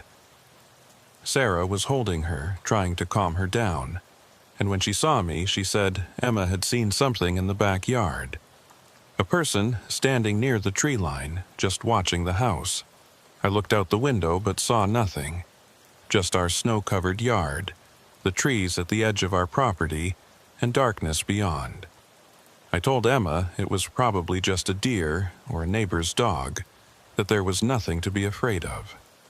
But she insisted it had been a person, standing perfectly still, wearing dark clothes, just staring at our house. I grabbed my flashlight and went outside, checking the yard thoroughly. I found them near the tree line, boot prints in the snow. The same tread pattern, the same impossible tracks. They formed a line parallel to our house about 30 feet from the back wall, as if someone had walked the length of our property while watching our windows. But there were no tracks leading to or from the line. Just that single set of prints, appearing out of nowhere and disappearing the same way. I went back inside and told Sarah I hadn't found anything, that it must have been shadows playing tricks. She didn't look convinced, but she let it drop and focused on getting Emma calmed down and ready for bed. I helped tuck Emma in, promised her that I'd protect her and that nothing bad was going to happen. As I said it, I hoped desperately that I wasn't lying. After Emma was asleep, Sarah confronted me directly. She said she knew something was wrong, that I'd been acting strange ever since I'd come back from that last patrol. She asked me to tell her the truth, to trust her with whatever was bothering me. And sitting there in our bedroom with my wife looking at me with concern and love, I almost broke down and told her everything, but I didn't. Because the truth was too dangerous. If this thing, whatever it was, knew enough about me to mention my family by name, then telling Sarah about it might put her and Emma at even greater risk. The less they knew, the safer they'd be. At least that's what I told myself. Looking back, I'm not sure if that was protective instinct or cowardice. I told her I was dealing with some unusual situations at work, that there was an ongoing investigation I couldn't discuss, and that everything would be fine once it was resolved. She accepted this, though I could see the doubt in her eyes. She knew I was holding back, but she respected my need for space. She kissed me goodnight and turned off the light, and we lay there in the darkness listening to the old house settle around us. I didn't sleep that night. I lay awake listening to every sound, wondering if each creak and groan was the house settling or something else. Something that left impossible footprints and spoke with a voice that knew too much. And somewhere in the darkest hours of the night, I accepted the truth that I'd been avoiding. This wasn't going to stop. Whatever was happening, whatever had driven Webb to abandon his career and disappear, it had chosen me and Colby as its next targets. And unless we found a way to understand it, to fight back against something that operated outside the rules of normal reality. It was going to destroy us just like it had destroyed him. The question was, how do you fight something that can be everywhere and nowhere at once? How do you protect yourself from something that knows your deepest secrets and can appear and disappear at will? I didn't have answers, but I knew that lying here in the darkness, waiting passively for whatever came next, wasn't an option. Tomorrow, I'd call Colby, and together we'd figure out what Webb had been investigating before he disappeared. We'd follow his research to wherever it led, even if that meant crossing boundaries we didn't understand into territory that maps didn't show, because the alternative was to run, to abandon everything and disappear like Webb had done. And I wasn't ready to give up my life, my family, my sense of reality without fighting back. Not yet. The call from Colby came at 6 in the morning. I hadn't slept at all. Just lay in bed staring at the ceiling and listening to the sounds of my family breathing in the rooms around me. When the phone buzzed, I grabbed it before the second ring, not wanting to wake Sarah or Emma. Colby's voice was tight, controlled in a way that told me he was barely holding himself together. He said he'd found something in Webb's notebook, a location mentioned in one of the later entries. A place Webb had been planning to investigate before he disappeared. Colby thought we should check it out, and he wanted to go today, right now, before we lost our nerve, or Morrison decided to pull us from active duty permanently. I should have said no, should have told him we needed to wait, to think this through, to bring in backup or at least tell someone where we were going. But I knew that wasn't going to happen. Whatever we were dealing with, it had already shown us that official channels weren't equipped to handle it. Morrison didn't believe us. The agency would classify this as a psychological issue and send us for evaluation. And in the meantime, the footprints would keep appearing, the voice would keep speaking, and eventually, whatever happened to Webb would happen to us. I told Colby I'd meet him at the sector station in an hour. I got dressed quietly, trying not to disturb Sarah, but she woke up anyway. She asked where I was going so early, and I told her the truth, or at least part of it. I said I was following up on the investigation, that there was a location Colby and I needed to check out. She didn't look happy, but she didn't try to stop me either. She just made me promise I'd be careful and that I'd call her by noon to let her know I was okay. I promised, kissed her goodbye, and left before I could second-guess the decision. The drive to the station took me through a world that was just starting to wake up. The sky was that deep blue-gray that comes before sunrise, and the streetlights were still on, casting pools of orange light across snow-covered roads. Everything looked normal, peaceful, like any other winter morning. But I couldn't shake the feeling that I was driving towards something that would fundamentally change my understanding of reality. That once I crossed this particular threshold, there would be no going back to the comfortable certainty of a world that made sense. Colby was waiting in the parking lot when I arrived, sitting in his patrol vehicle with the engine running. He'd brought copies of Webb's notebook entries, printed out and organized in chronological order. When I climbed into the passenger seat, he handed me the stack of papers and pointed to one entry in particular. It was dated 3 weeks before Webb's disappearance, written in handwriting that was starting to show signs of stress but was still mostly legible. The entry described a location about 40 miles north of our sector, deep in the wilderness area that straddled the border. Webb had found references to it in old border patrol records from the 1970s, back when the sector boundaries were different, and patrol routes covered areas that were now considered too remote to monitor regularly. The location was listed as a former checkpoint, decommissioned in 1981 after repeated equipment failures and personnel complaints. Webb had written that he suspected this abandoned checkpoint might be significant, that the pattern of footprint sightings seemed to converge on coordinates that were very close to where the old building should be located. I asked Colby if he knew anything about decommissioned checkpoints in the northern sector. He said he'd heard rumors, stories that got passed around among the older officers. There had been a checkpoint up there called Station 9, supposedly built in the late 60s to monitor a stretch of border that saw a lot of illegal crossings back then. But the station had a reputation for being unlucky.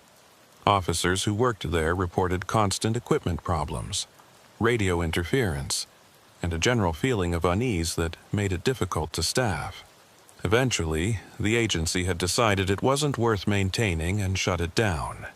The building had been left to rot, too remote to be worth the cost of demolition. Colby said he'd tried to find official records about Station 9's exact location, but most of the old files had been lost or destroyed during a records purge in the 90s.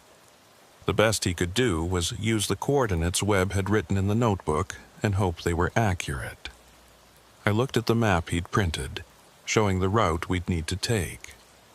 It would require driving to the end of the maintained access roads, then continuing on foot or snowmobile across several miles of wilderness. In good conditions, it would be a difficult trek. In winter, with deep snow and sub-zero temperatures, it would be borderline suicidal. I asked Colby if he really thought this was a good idea. He looked at me with eyes that had dark circles underneath them, eyes that belonged to someone who hadn't slept in days, and he said he didn't know. But he knew he couldn't keep living like this, looking over his shoulder, jumping at shadows, waiting for footprints to appear in his yard or that voice to come through his radio again. If there was a chance that Station 9 held answers, then he had to take it, even if it meant walking into the same trap that had caught Webb. I understood exactly what he meant because I felt the same way. So I told him I was in, and we started driving north. The route took us along progressively more remote roads, past scattered farms and hunting camps, through forests of pine and birch that grew thicker and darker the farther we traveled. We passed the last official checkpoint about 20 miles out, waving to the officer on duty who probably thought we were just doing a routine sector patrol. Beyond that point, we were truly isolated, driving through territory that saw maybe one vehicle a week during summer and virtually none during winter. We reached the end of the maintained road about 2 hours after leaving the station. From here, we'd have to continue on foot. Colby had brought snowshoes and emergency gear, and we spent a few minutes getting organized before setting out. The temperature was -30, and the wind was picking up, creating conditions that would become genuinely dangerous if we stayed out too long. I set a timer on my phone for 3 hours.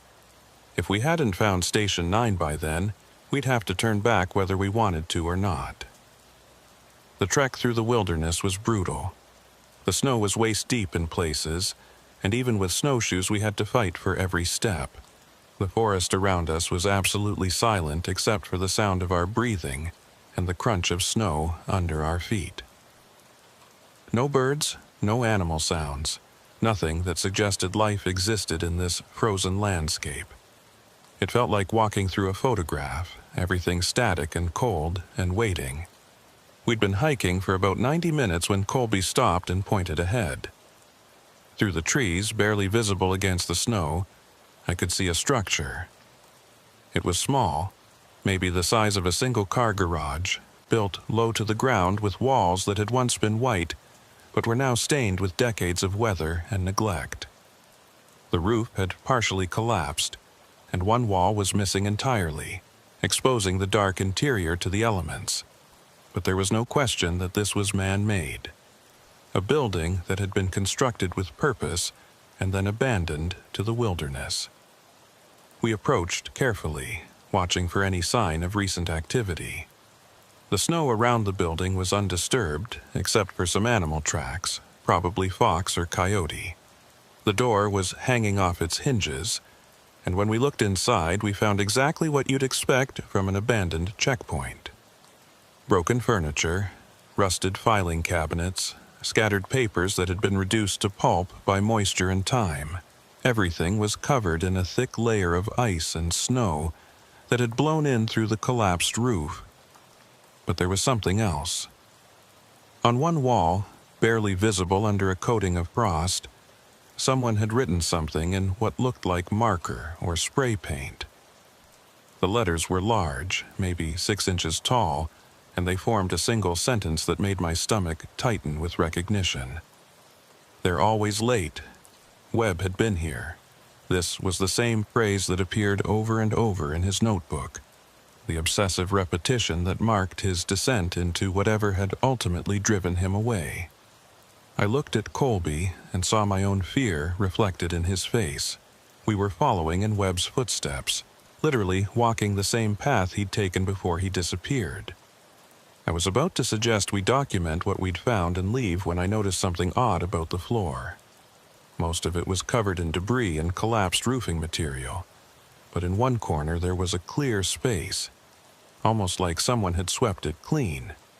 And in the center of that clear space, pressed into a thin layer of ice, was a boot print.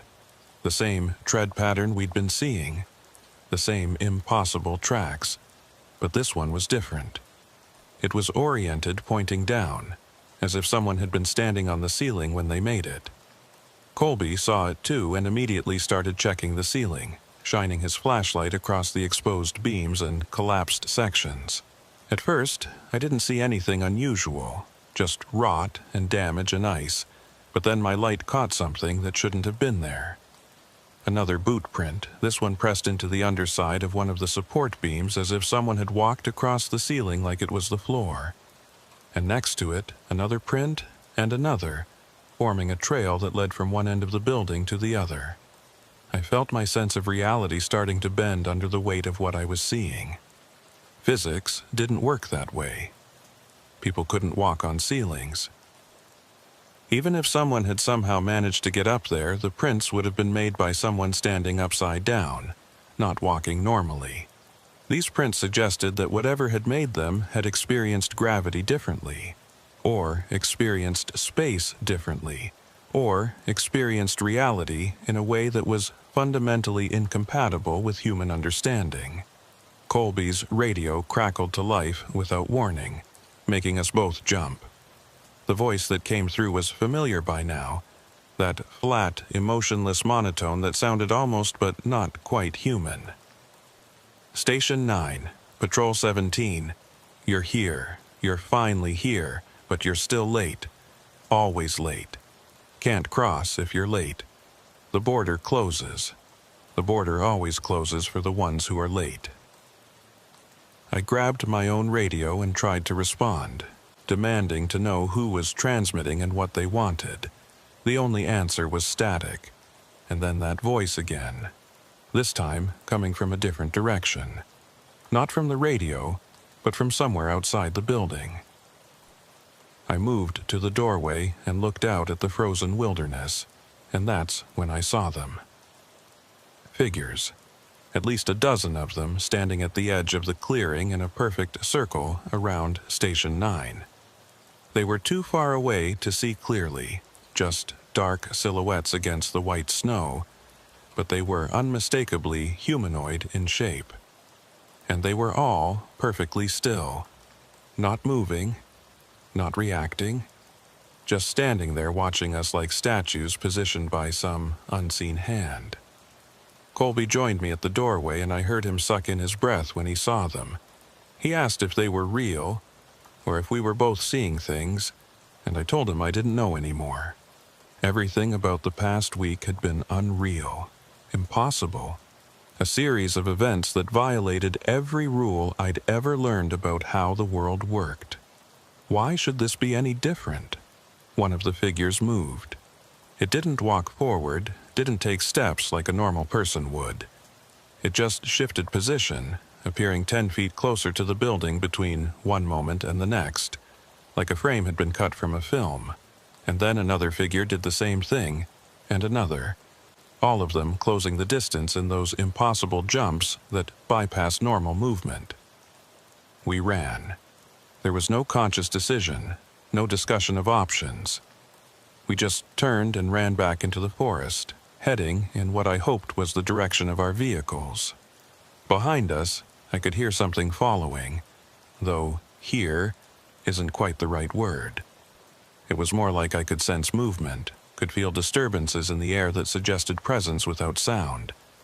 The figures were pursuing us, matching our pace, maintaining that perfect circle formation even as we fled through the trees. My lungs were burning from the cold and the exertion, and my legs felt like they were moving through molasses. The snowshoes that had been essential for traveling through deep snow now felt like anchors dragging me down. I could hear Colby gasping somewhere to my right, could hear him muttering something under his breath that might have been a prayer or might have been curses. And beneath it all, I could still hear that voice, not from the radio now but from the forest itself, echoing from multiple directions at once. Late, late, late. Can't cross if you're late. The border is closing. The border has always been closing. You were supposed to cross. You were supposed to reach the other side. But you're late. Always late. Just like the others. I realized then what it meant. The border wasn't just a line on a map separating Canada from the United States. It was something else. Some kind of threshold between different states of existence. And these figures, whatever they were trying to cross it. But they couldn't. Not without help. Not without someone to guide them or anchor them or whatever it was they needed. They were stuck, trapped in this liminal space, and they'd been waiting here for decades, maybe longer, trying to find a way through. Webb had figured it out. That's why he'd run. He'd understood that the footprints weren't evidence of border violations in the traditional sense. They were evidence of something trying to cross over from wherever it existed into our reality. And the reason they were always late was because the crossing window, whatever that meant, kept closing before they could complete the transition. They were trapped in an eternal loop of almost, but not quite, making it through. And now they wanted us. Needed us. For what, I didn't know and didn't want to find out. We broke through the tree line and I could see our vehicles in the distance, maybe 200 yards away. The figures had stopped following, or at least I couldn't sense them anymore. We slowed to a fast walk, both of us too exhausted to maintain the full run, and covered the remaining distance as quickly as we could manage.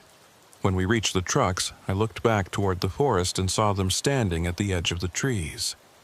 Still in that perfect circle formation, still watching us, still waiting for something I couldn't begin to understand.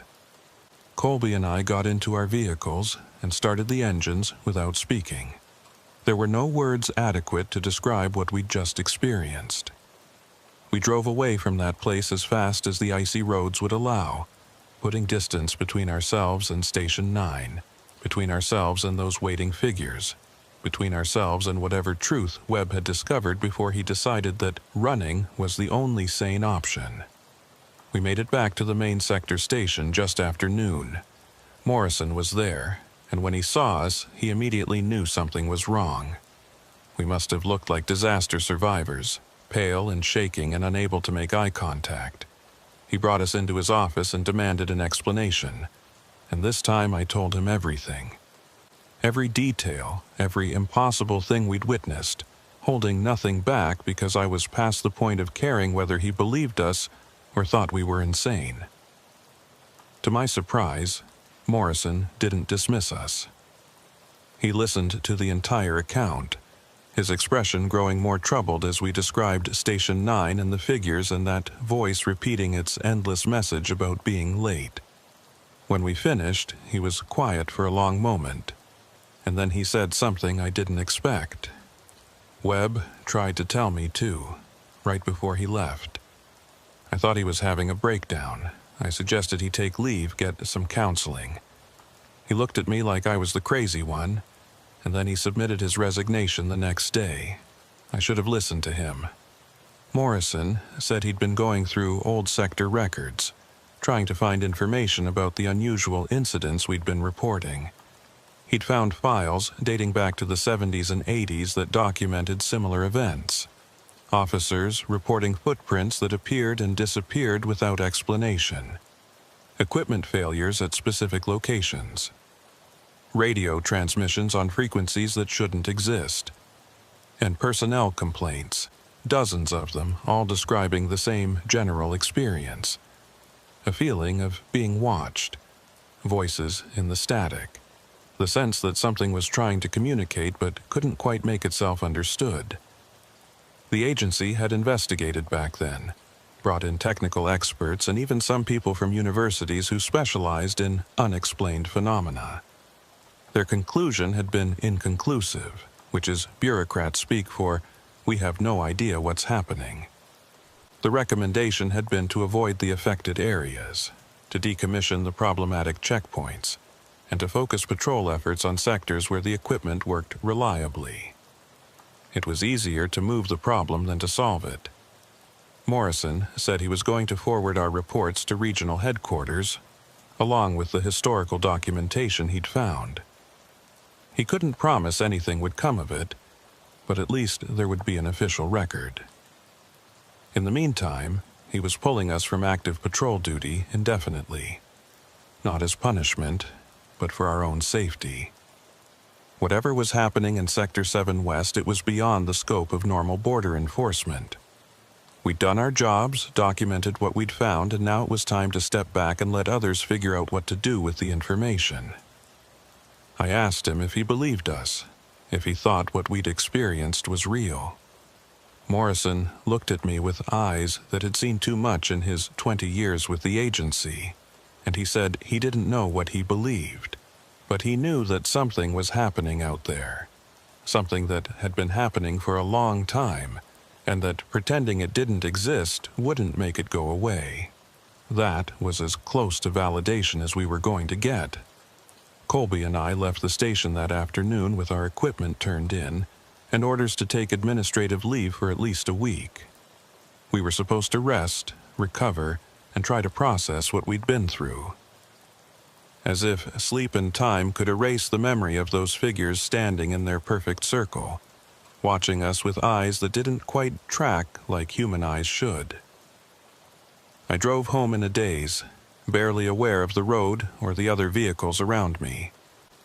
My phone rang twice, Sarah calling to check on me, but I couldn't bring myself to answer. What would I tell her? That I'd been fired from active duty because I'd encountered something that shouldn't exist. That I'd followed in the footsteps of an officer who'd seen the same impossibilities and decided the only rational response was to disappear. When I finally pulled into my driveway, I sat in the truck for several minutes, trying to gather the strength to go inside and pretend everything was normal. That's when I noticed the tracks in my front yard. Boot prints, leading from the street to my front door, then back to the street and disappearing. The same tread pattern, the same impossible presence. I got out of the truck and examined the tracks more closely.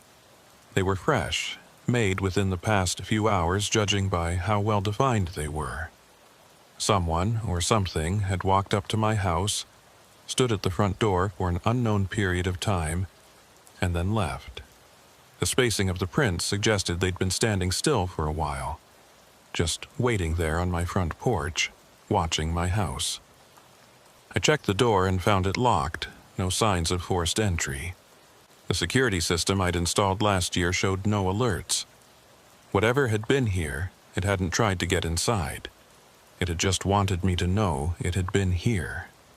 Another message, another reminder that I was being watched, that there was no escape from this no matter how far I drove or how many doors I locked behind me. Sarah met me at the door, relief evident on her face. She said she'd been worried when I didn't answer her calls, and I apologized, told her my phone had been acting up. She accepted this, though I could see she didn't quite believe it. She asked how the investigation had gone, and I told her it was over, that I'd been put on leave while the agency reviewed some unusual findings. Another partial truth, another way of avoiding the conversation we really needed to have. That night, after Emma was asleep and Sarah had gone to bed, I sat in the living room with all the lights off, watching the street through the front window. I was waiting for something, though I wasn't sure what. The figures to appear in my yard? The voice to start broadcasting through my home electronics? The footprints to resume their endless march through the snow? Around 3 in the morning, my phone buzzed with a text message from Colby. "Can't sleep. Keep seeing them. Are they still there, do you think? At Station 9? Still waiting?" I texted back. "I don't know. Maybe they're everywhere. Maybe they've always been everywhere." His response came immediately. "Webb had the right idea. Maybe we should do the same. Just leave. Start over somewhere else. Somewhere they can't find us." I thought about it. Really thought about packing up my family and running. Moving to some distant city where the wilderness didn't press in quite so close, and the borders were just lines on maps instead of thresholds to somewhere else. But I knew it wouldn't matter. The tracks had appeared at my house, in my yard. They knew where I lived. Whatever connection had been established between us and them, it wasn't bound by geography. I texted Colby back. Running didn't help Webb. He's still gone. We don't even know if he's alive, or if he ended up crossing whatever border they wanted him to cross. No response. I sat there for another hour watching the empty street, and then I went upstairs to bed. Sarah was asleep, and I lay down next to her, staring at the ceiling in the darkness. Tomorrow, I'd have to figure out what came next. Tomorrow, I'd have to decide if I could keep living in this house, in this sector, knowing what I knew. Tomorrow, I'd have to find a way to explain to my daughter why her father jumped at shadows and couldn't promise her that everything would be okay. But tonight, I just lay there listening to my family breathe, treasuring the sound of ordinary human life, and trying not to think about the figures standing in the forest. Still waiting. Still trying to cross. Still repeating their endless message about being late.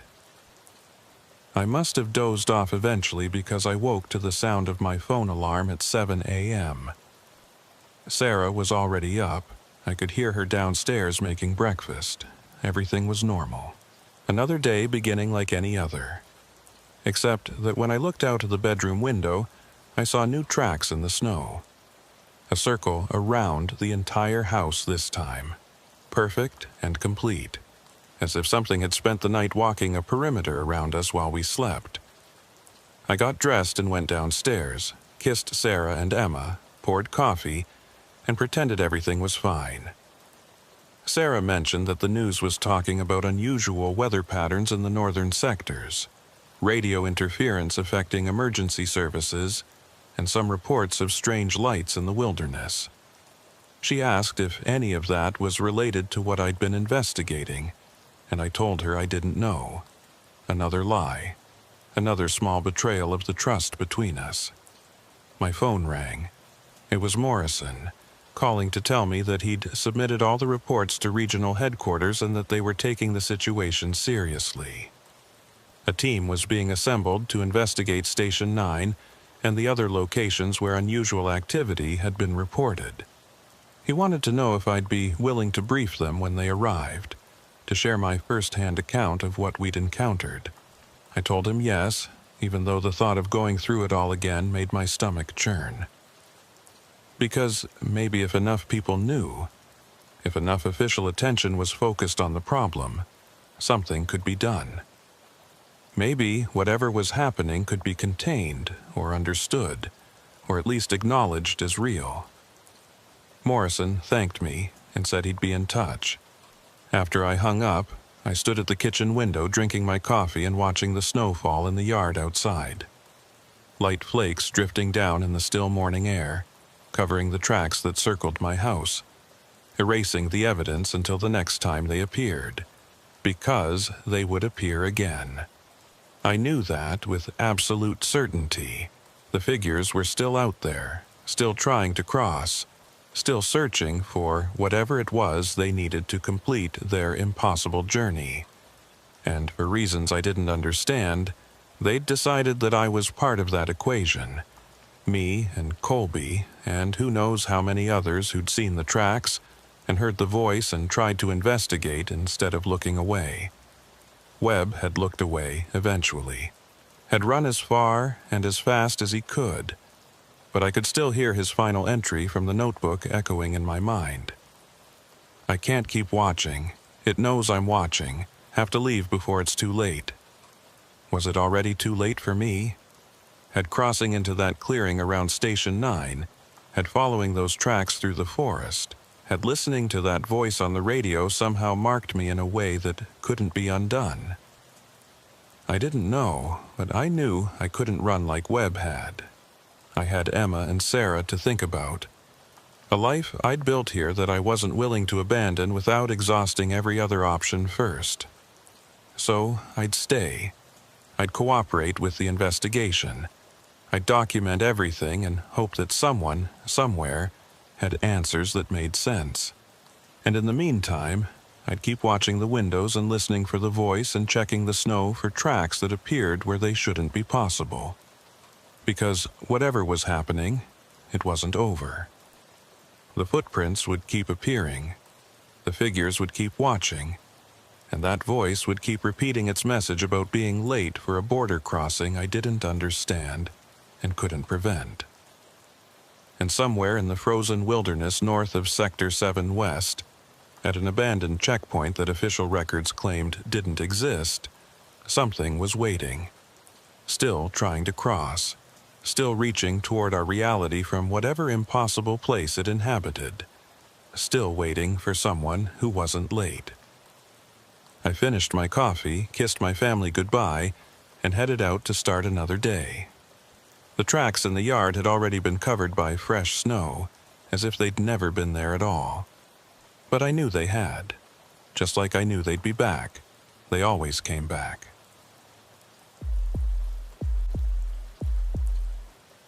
My name is Rennick Harwood, and I've been working as a border specialist for the Canadian Border Services Agency for 9 years now. Most people don't really understand what that title means, and to be honest, it sounds more impressive than it actually is. Basically, I'm the guy they call when something unusual happens at one of the remote crossing points in the Saskatchewan-Montana sector. Could be a vehicle that's triggered multiple security alerts. Could be suspicious movement picked up by our surveillance cameras. Could be anything that falls outside of normal patrol procedures. I spend most of my time driving through empty prairie and dealing with situations that turn out to be nothing more than equipment malfunctions or lost hunters who cross the border by accident. The winter we're talking about was particularly brutal. We'd been hammered by storm after storm, each one dumping another foot or two of snow on top of what was already there.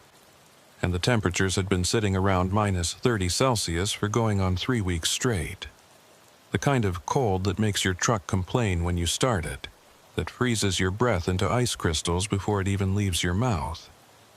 Most of the smaller crossing points in my sector had been temporarily shut down because keeping them operational in these conditions was nearly impossible, which meant the few crossings that remained open were seeing heavier traffic than usual and consequently more problems.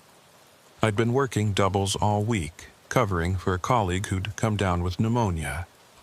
By Thursday night, I was bone tired and counting the minutes until I could go home, take a hot shower, and sleep for about 12 hours. I was maybe 20 minutes from calling it when dispatch radioed with something that immediately got my attention.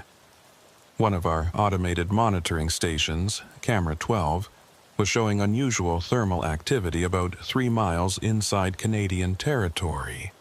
The signature suggested a structure giving off heat, which wouldn't normally be remarkable, except that according to our maps, there weren't supposed to be any structures in that location at all. The voice on the radio belonged to Bria Kincross, one of the senior analysts working the night shift at Regional Coordination. Bria was not the type to get excited about nothing, which made the edge of concern in her voice stand out. She told me the thermal signature had appeared suddenly about 40 minutes earlier, showing up on the monitoring system like someone had flipped a switch. One moment, there was nothing but frozen wilderness registering on infrared. The next moment, there was a clear heat source indicating a building with some kind of active heating system inside it. I asked if she was certain the equipment was functioning properly, if this could be some kind of glitch. She said she'd already run full diagnostics and everything checked out perfectly. The signature was real, and whatever was producing it was substantial enough to register clearly from 3 miles away. She wanted me to investigate before the trail went cold, and she meant that literally. Another storm system was moving in from the west, forecast to hit within the next few hours, and if I was going to check this out, it needed to be now. I should have said no. Should have told her I was exhausted and at the end of my shift, that this could wait until morning when I was fresh and could bring backup along. But something about the situation bothered me in a way I couldn't quite articulate.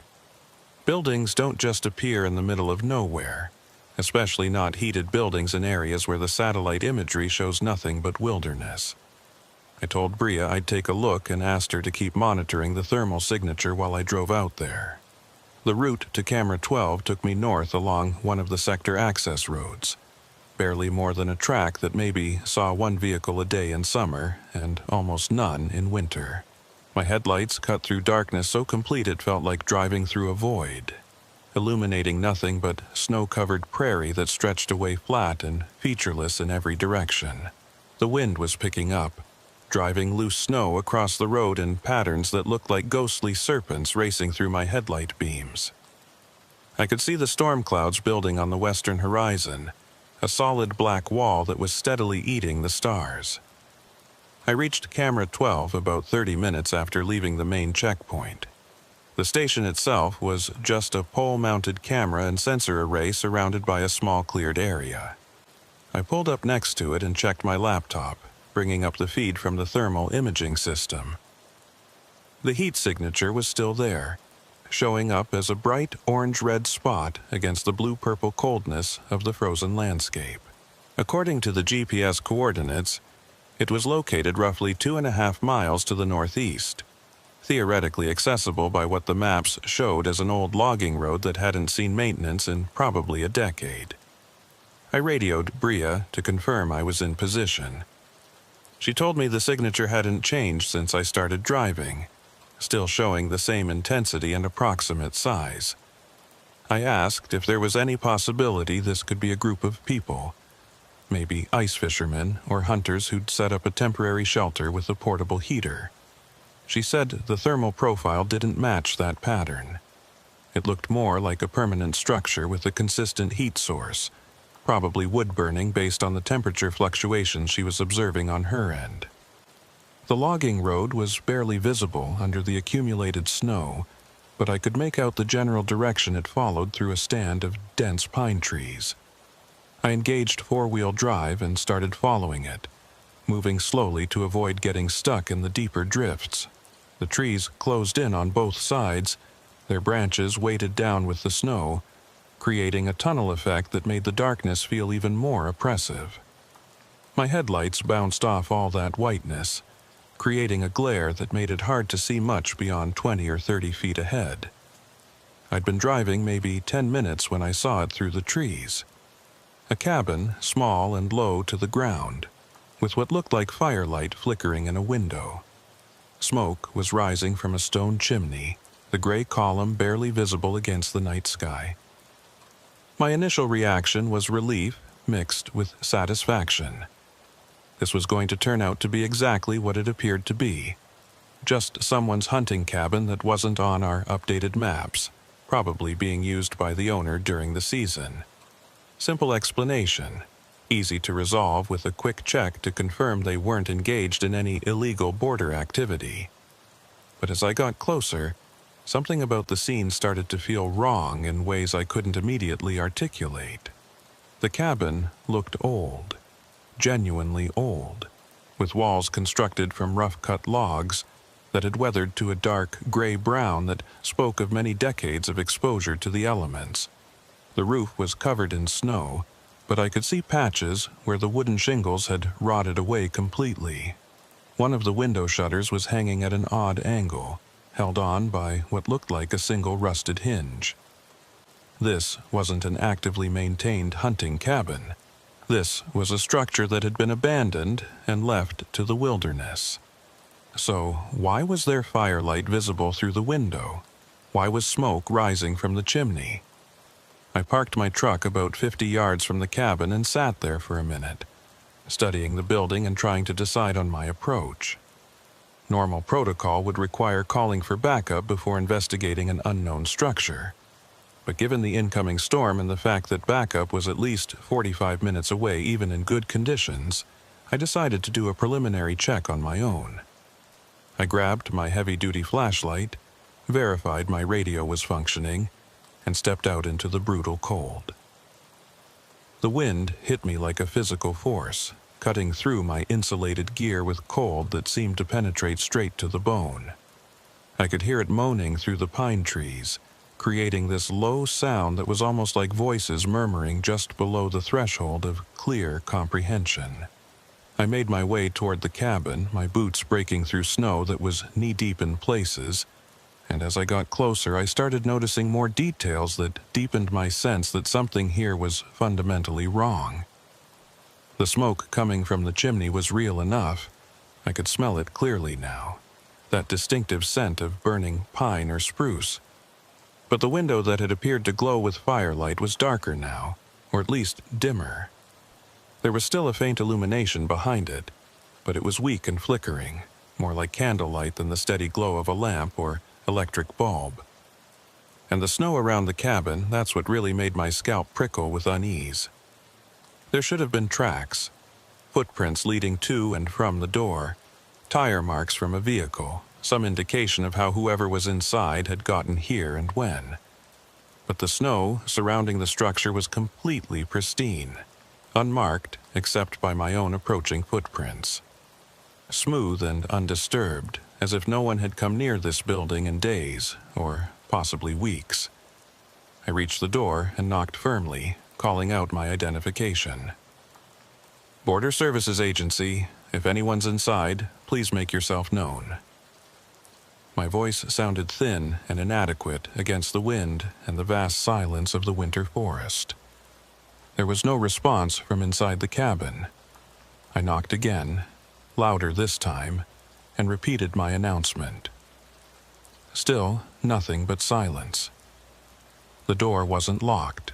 When I tried the handle, it turned easily, almost too easily, and swung inward with a prolonged creak that seemed impossibly loud. I shone my flashlight inside and saw a single room, maybe 15 feet square, with a hard-packed dirt floor that had frozen solid.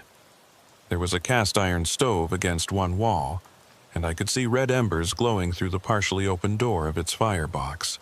A crude wooden table occupied the center of the room with two equally crude chairs, and against the far wall sat a narrow cot with a single threadbare blanket folded neatly on top of it. Everything was covered in a thin film of dust, and there was a smell in the air that I couldn't quite identify. Musty and old, like opening a steamer trunk that hadn't been disturbed in years, but someone had definitely been here recently. The embers in that stove proved it. Embers don't sustain themselves. Someone had fed that fire with wood, and judging by the heat still radiating from the stove's surface, they'd done so within the past few hours at most. I stepped inside, sweeping my flashlight methodically across the interior, searching for any sign of the cabin's occupant. That's when I saw it on the table. A single piece of paper, crisp and white against the dark weathered wood, positioned precisely in the center of the table's surface, as if it had been placed there deliberately for someone to find. I approached the table slowly, that sensation of wrongness intensifying with each step. When I got close enough to read what was on the paper, I felt something cold and heavy settle into my stomach. It was a border crossing permit, one of the old paper forms we'd used back in the mid-90s before the entire system went digital. The paper looked fresh and new, not yellowed or degraded the way it should have been if it had been sitting abandoned in this cabin for 2 or 3 decades. And it had been filled out recently, the ink still dark and sharp. But what the permit actually said made my hands start trembling slightly as I picked it up to examine it more closely. The permit was made out to a name I'd never heard before: Caleb Thornhill. The date of intended crossing was listed as today's date. Not some date from years past, but literally today. And in the space reserved for stating the purpose of entry, someone had written in that same neat, precise handwriting, "Final crossing. One way only." I read those words 3 times, trying to force them into some context that made sense. This had to be someone's idea of a prank, some elaborate joke. But who would go to the effort of driving out here in the dead of winter, to a cabin that didn't appear on any maps, just to leave a fake border permit sitting on a table? And why use an obsolete paper form instead of something current? Why fill it out with today's date? None of it added up to anything rational. I pulled out my radio to report my findings to Bria, but before I could press the transmit button, the fire in the cast-iron stove suddenly flared bright. The dull red embers burst into active orange flames, as if someone had just added fresh fuel and opened the air intake. But I was the only person in this cabin. There was no one else here who could have done that. I backed away from the stove instinctively, my flashlight beam jerking around as my hand shook. The flames subsided after a few seconds, settling back to their previous smoldering state, but the message was unmistakable. This place was reacting to my presence, responding to my investigation in ways that violated every law of physics and reason I understood. I turned toward the door, intending to get out of this cabin immediately and back to my truck where things made sense, but I froze when I saw what was carved into the wood beside the door frame. Words, scratched into the logs with something sharp, probably a knife. The wood around the letters had darkened with age, suggesting this carving was old, but the message itself was clear enough to read. They always come back to sign. Even the ones who left. Even the ones who forgot, the border remembers. I got out of that cabin as fast as I could move without breaking into a full panic run. The frigid air outside hit my face like a blessing after the oppressive atmosphere inside, and I half stumbled through the snow back toward my truck, my breathing coming in harsh gasps that had nothing to do with physical exertion and everything to do with fear. I climbed into the driver's seat and immediately locked the doors, a completely irrational gesture that nonetheless made me feel marginally safer, and grabbed the radio with shaking hands. Bria answered my call immediately, asking for my status report.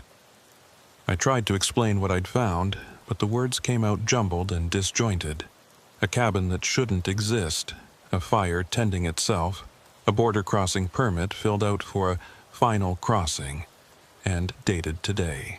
She asked me to slow down and repeat myself more clearly, and I did, forcing myself to speak coherently even though every primitive instinct in my brain was screaming at me to start the truck and drive away from this place as fast as the icy roads would permit.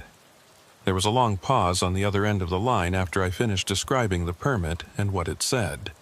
Then Bria's voice came back, and I could hear in her tone that she was taking this seriously rather than dismissing it as stress-induced hallucination. She said she was going to contact RCMP immediately to see if they had any information about this cabin or anyone named Caleb Thornhill operating in the border region. In the meantime, my instructions were to photograph everything I'd observed and then return to the main station. Under no circumstances was I to go back into that cabin or disturb anything else. Just document what I'd found and leave. I was more than willing to follow those orders. I pulled out my phone and started taking photographs of the cabin from outside, capturing images of the structure itself, the smoke still rising from the chimney, the completely undisturbed snow surrounding it.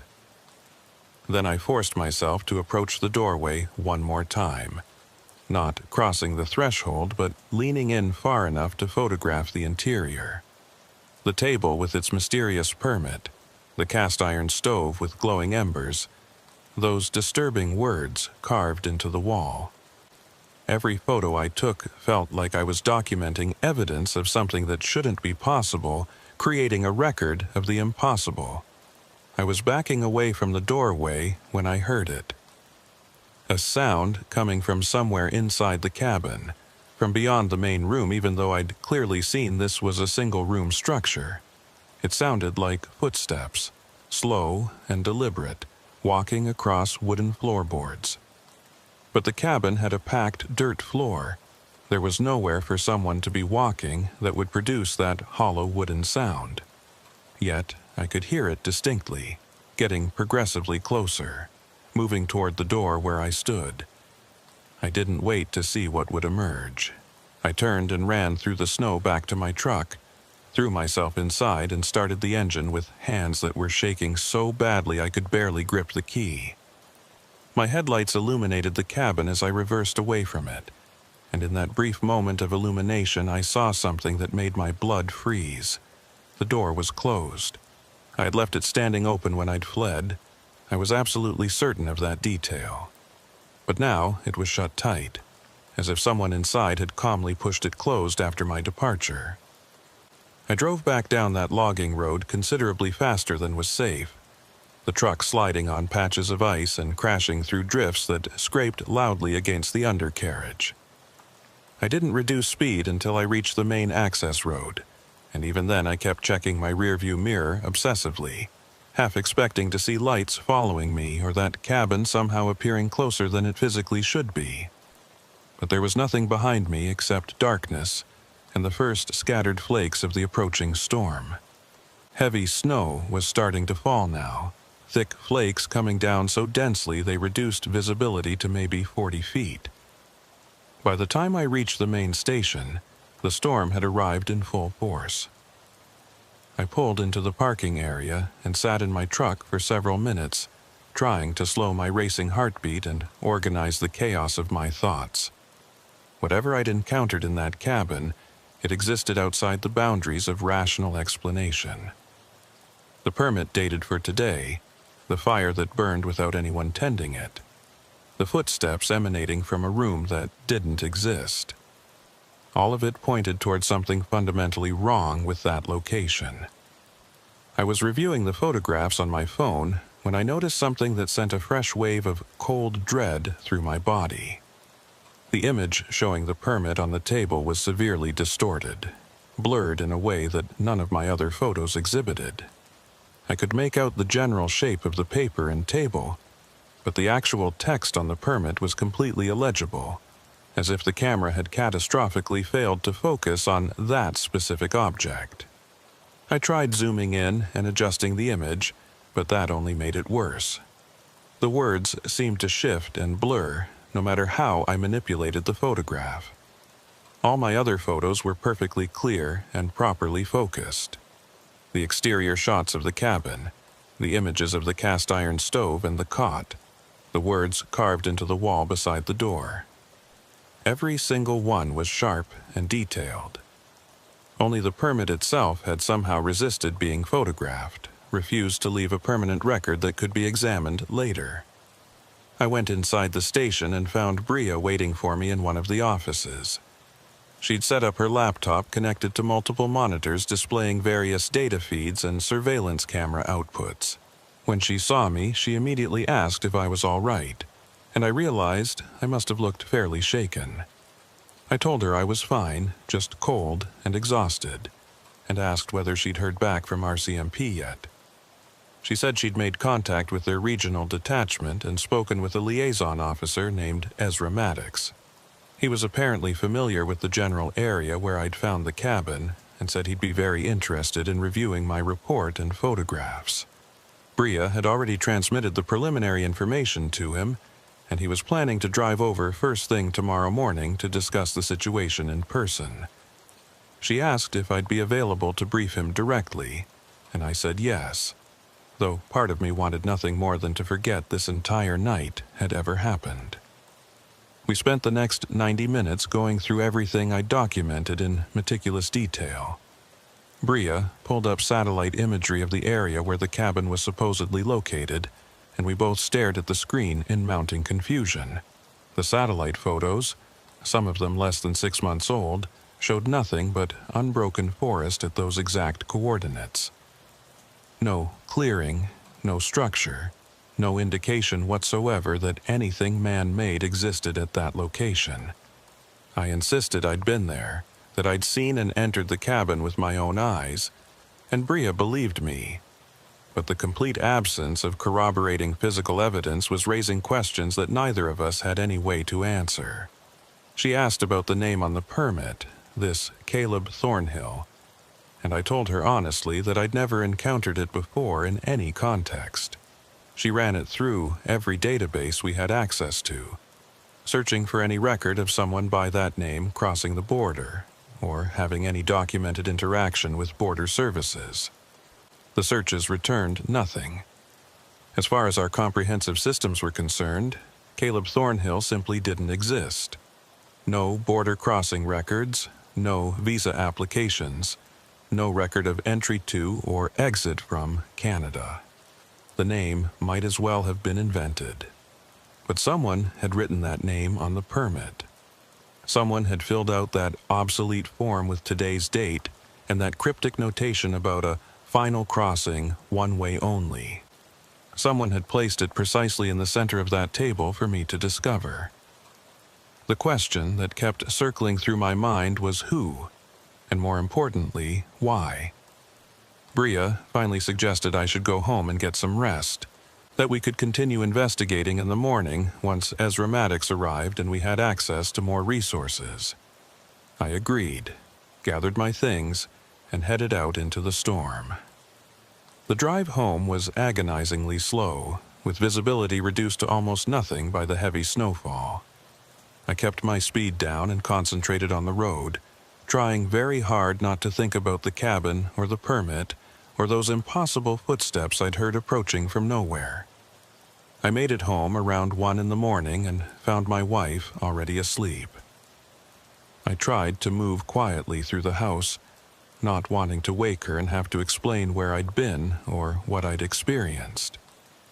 I stood in the shower for probably 20 minutes, letting scalding water beat down on me, trying to wash away the bone-deep cold that seemed to have taken up permanent residence in my body. But no matter how long I stood there under that hot stream, I couldn't shake the pervasive feeling that something had followed me home from that cabin. Some presence or awareness that had attached itself to me the moment I'd picked up that permit and read those impossible words. I eventually gave up on the idea of sleep around 4 a.m. and went downstairs to make strong coffee. Sitting at my kitchen table and drinking it, I pulled out my phone and looked at the photographs again. The cabin was there in perfect detail, looking exactly as I remembered it. Weathered and ancient, but somehow still standing, smoke rising from its chimney into the winter darkness. And there on the wall, clearly visible in one of my close-up shots, were those carved words that made my skin crawl. They always come back to sign, even the ones who left, even the ones who forgot. The border remembers. What border was it referring to? The international boundary between Canada and the United States was just an arbitrary line on a map, a legal fiction with no inherent meaning beyond what we collectively agreed to assign it.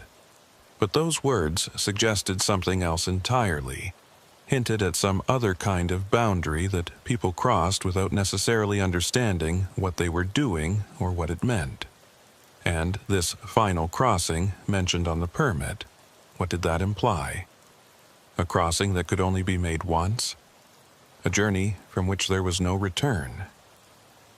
I had no answers to any of these questions, but I knew with absolute certainty that I wouldn't be able to rest until I found them. Something about that cabin and that permit had gotten under my skin in a fundamental way, triggered some deep-seated need to understand and explain what I'd witnessed. Maybe it was professional obligation, or maybe just basic human curiosity refusing to accept the inexplicable. But I knew I would have to return to that location eventually. Despite the fear I'd felt, despite every rational instinct warning me to leave it alone and forget about it, I knew I'd go back to that cabin and try to figure out what it was attempting to communicate. The storm continued through what remained of the night and into the morning. I managed to doze fitfully for maybe 2 hours, but my sleep was plagued with dreams of walking through endless snow toward a cabin that kept receding into the distance no matter how far I traveled. In the dreams, I could hear footsteps behind me, matching my pace exactly, but every time I turned to look, there was nothing there except my own tracks disappearing into the darkness. I woke to my phone ringing just after 8 a.m. It was Bria calling to inform me that Ezra Maddox had arrived at the station earlier than expected and was ready to meet with me whenever I could get there. I told her I'd be there within the hour, got dressed in clean clothes, and ventured out into a world that had been completely transformed by the storm. At least 18 inches of fresh snow had fallen overnight, covering everything in a pristine white blanket that made familiar landmarks nearly unrecognizable. The drive to the station took nearly twice as long as usual, but I made it there safely and found Bria and Ezra Maddox waiting for me in the same office we'd used the previous night. Ezra was a solidly built man, probably in his early 50s, with a face weathered by years of outdoor work in harsh conditions. He shook my hand with a firm grip and thanked me for taking the time to brief him on what I'd encountered. I walked him through the entire sequence of events in chronological order, from the initial thermal alert to my discovery of the cabin and the mysterious permit inside it. He listened attentively without interrupting, his expression remaining neutral, but I could see sharp intelligence in his eyes that told me he was carefully processing every detail I shared. When I finished my account, he asked to see the photographs, and I pulled them up on my phone and handed it to him. He spent several minutes scrolling through the images methodically, zooming in on specific details, and his expression grew progressively more troubled as he examined each photo. When he reached the severely blurred image of the permit on the table, he stopped and stared at it for an extended period. Then he handed my phone back to me and said something that made the hair on my arms stand up. I've encountered this phenomenon before. Not this specific cabin, but others remarkably similar to it. Always in extremely remote areas, always appearing clearly on thermal imaging, but then completely absent from satellite photography, and always with some kind of document inside that shouldn't logically exist. He paused, seeming to choose his next words very carefully. There's something active in these wilderness border regions, something that creates these, I suppose manifestations is the best word for them. We don't understand what it is or what purpose it serves, but it's been occurring for as long as we've had the technology to monitor these areas properly. Bria asked him to clarify what he meant by manifestations, and Ezra explained that over the past 15 years or so, RCMP had compiled numerous reports from various officers and border agents describing experiences very similar to mine. Structures that appeared and then vanished. Documents that couldn't be successfully photographed. Sounds and presences that defied any rational explanation. The reports were kept classified to avoid public panic and media speculation. But among those who regularly worked the most remote sectors, there was an unofficial understanding that something genuinely unusual was happening out here in the wilderness. He said he'd like to visit the cabin's location with me personally, to examine the site for himself, and potentially gather additional information or evidence. The storm had passed during the early morning hours and the weather was clearing nicely, so if I was willing to guide him there, we could make the trip this afternoon while conditions were good. I agreed immediately, though a significant part of my mind was insisting loudly that returning to that cabin was potentially the worst idea anyone had ever had. But I needed to understand what this was all about, needed to find some rational framework for what I'd experienced. And having Ezra present, someone who seemed to have actual experience dealing with these bizarre situations, made the prospect marginally less terrifying. We set out around 2 in the afternoon, taking Ezra's RCMP vehicle, which was considerably better equipped for deep snow navigation than my standard truck. The route was identical to the one I'd followed the previous night, proceeding north along the access road to Camera Station 12 and then turning onto that old, overgrown logging road. But when we reached the precise location where I'd found the cabin, there was absolutely nothing there. Just dense pine forest and completely undisturbed snow. No clearing, no structure, no indication whatsoever that anything man-made had ever existed at these coordinates. I got out of the vehicle and walked to the exact spot where I was absolutely certain the cabin had stood, with Ezra following close behind me. The snow here was deep and completely unmarked except by our own fresh footprints. No tracks, no disturbances, nothing. I stood there staring at the empty forest, experiencing an uncomfortable mixture of relief and intense frustration. Relief that the impossible cabin was gone and I wouldn't have to face it again. Frustration that I had no tangible physical proof of what I'd experienced beyond those photographs. It was as if the whole encounter had been an elaborate hallucination. Except I had those images on my phone, and the vivid memory of that permit with its disturbing message. Ezra suggested we install some monitoring equipment in this immediate area, motion-activated cameras and thermal sensors that might capture useful evidence if the cabin manifested again. We spent the next several hours positioning and calibrating the gear, setting it up to comprehensively cover the coordinates where I'd found the structure. If anything appeared at this location again, we would have a detailed record of it. As we were finishing up and preparing to leave, Ezra mentioned the name from the permit, Caleb Thornhill. He said it sounded vaguely familiar to him, like he might have encountered it before in some context, but he couldn't recall where or when.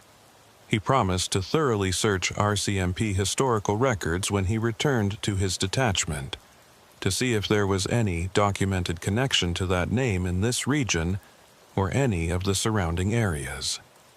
We drove back to the station mostly in silence, both of us absorbed in our own thoughts about what all of this might mean. Before Ezra departed, he gave me his direct phone number and emphasized that I should call him immediately if I encountered anything else unusual or anomalous. He said these manifestations, or whatever they actually were, tended to be persistent once they'd made initial contact. Once you'd witnessed one, you became statistically much more likely to witness others. It was as if being exposed to the impossible somehow marked you, made you perceptible to whatever forces or intelligences were operating out here in the remote wilderness. I drove home that evening feeling somewhat better than I had the previous night. At least I wasn't completely alone in dealing with this anymore. At least, there were other people who'd experienced similar phenomena and could validate that I wasn't simply losing my grip on reality. But as I pulled into my driveway and killed the engine, I saw something that made all that fragile reassurance evaporate instantly. There on my front porch, weighted down with a smooth river rock so it wouldn't blow away, was a piece of paper. I knew exactly what it was before I even climbed out of the truck. Another border crossing permit, another obsolete form that shouldn't exist anywhere. And when I walked up to the porch and picked it up with hands that were suddenly shaking, my worst fears were confirmed. This permit was made out to my own name, Rennick Harwood. The date listed was tomorrow's date. And in the space for stating purpose of entry, written in that same impossibly neat and precise handwriting, were those same 5 words that had haunted my thoughts since the previous night. Final crossing. One way only. I stood on my porch holding that paper, feeling the winter cold seep into my bones, and for the first time in my adult life I experienced genuine existential terror. This wasn't just about investigating anomalous phenomena anymore. This was personal. This was directed specifically at me. Whatever was creating these manifestations, whatever intelligence or force was behind the cabin and the permits, it knew who I was. It knew my name. and it had delivered a message directly to my home, to the threshold between my private life and the wider world. I went inside and immediately called Ezra. When he answered, I could hear the concern in his voice even before I explained why I was calling. I described finding the permit on my porch, the fact that it was made out to my name with tomorrow's date. There was a long silence on his end, and then he said something that made my stomach drop even further. "Rennick, I need you to listen to me very carefully. If a permit appears with your name on it, you need to understand that as an active warning. Whatever this phenomenon is, it's identified you as significant in some way. The date on that permit, tomorrow, that's not a prediction or a threat. It's more like an invitation, or possibly a deadline." He paused, and I could hear him taking a deep breath.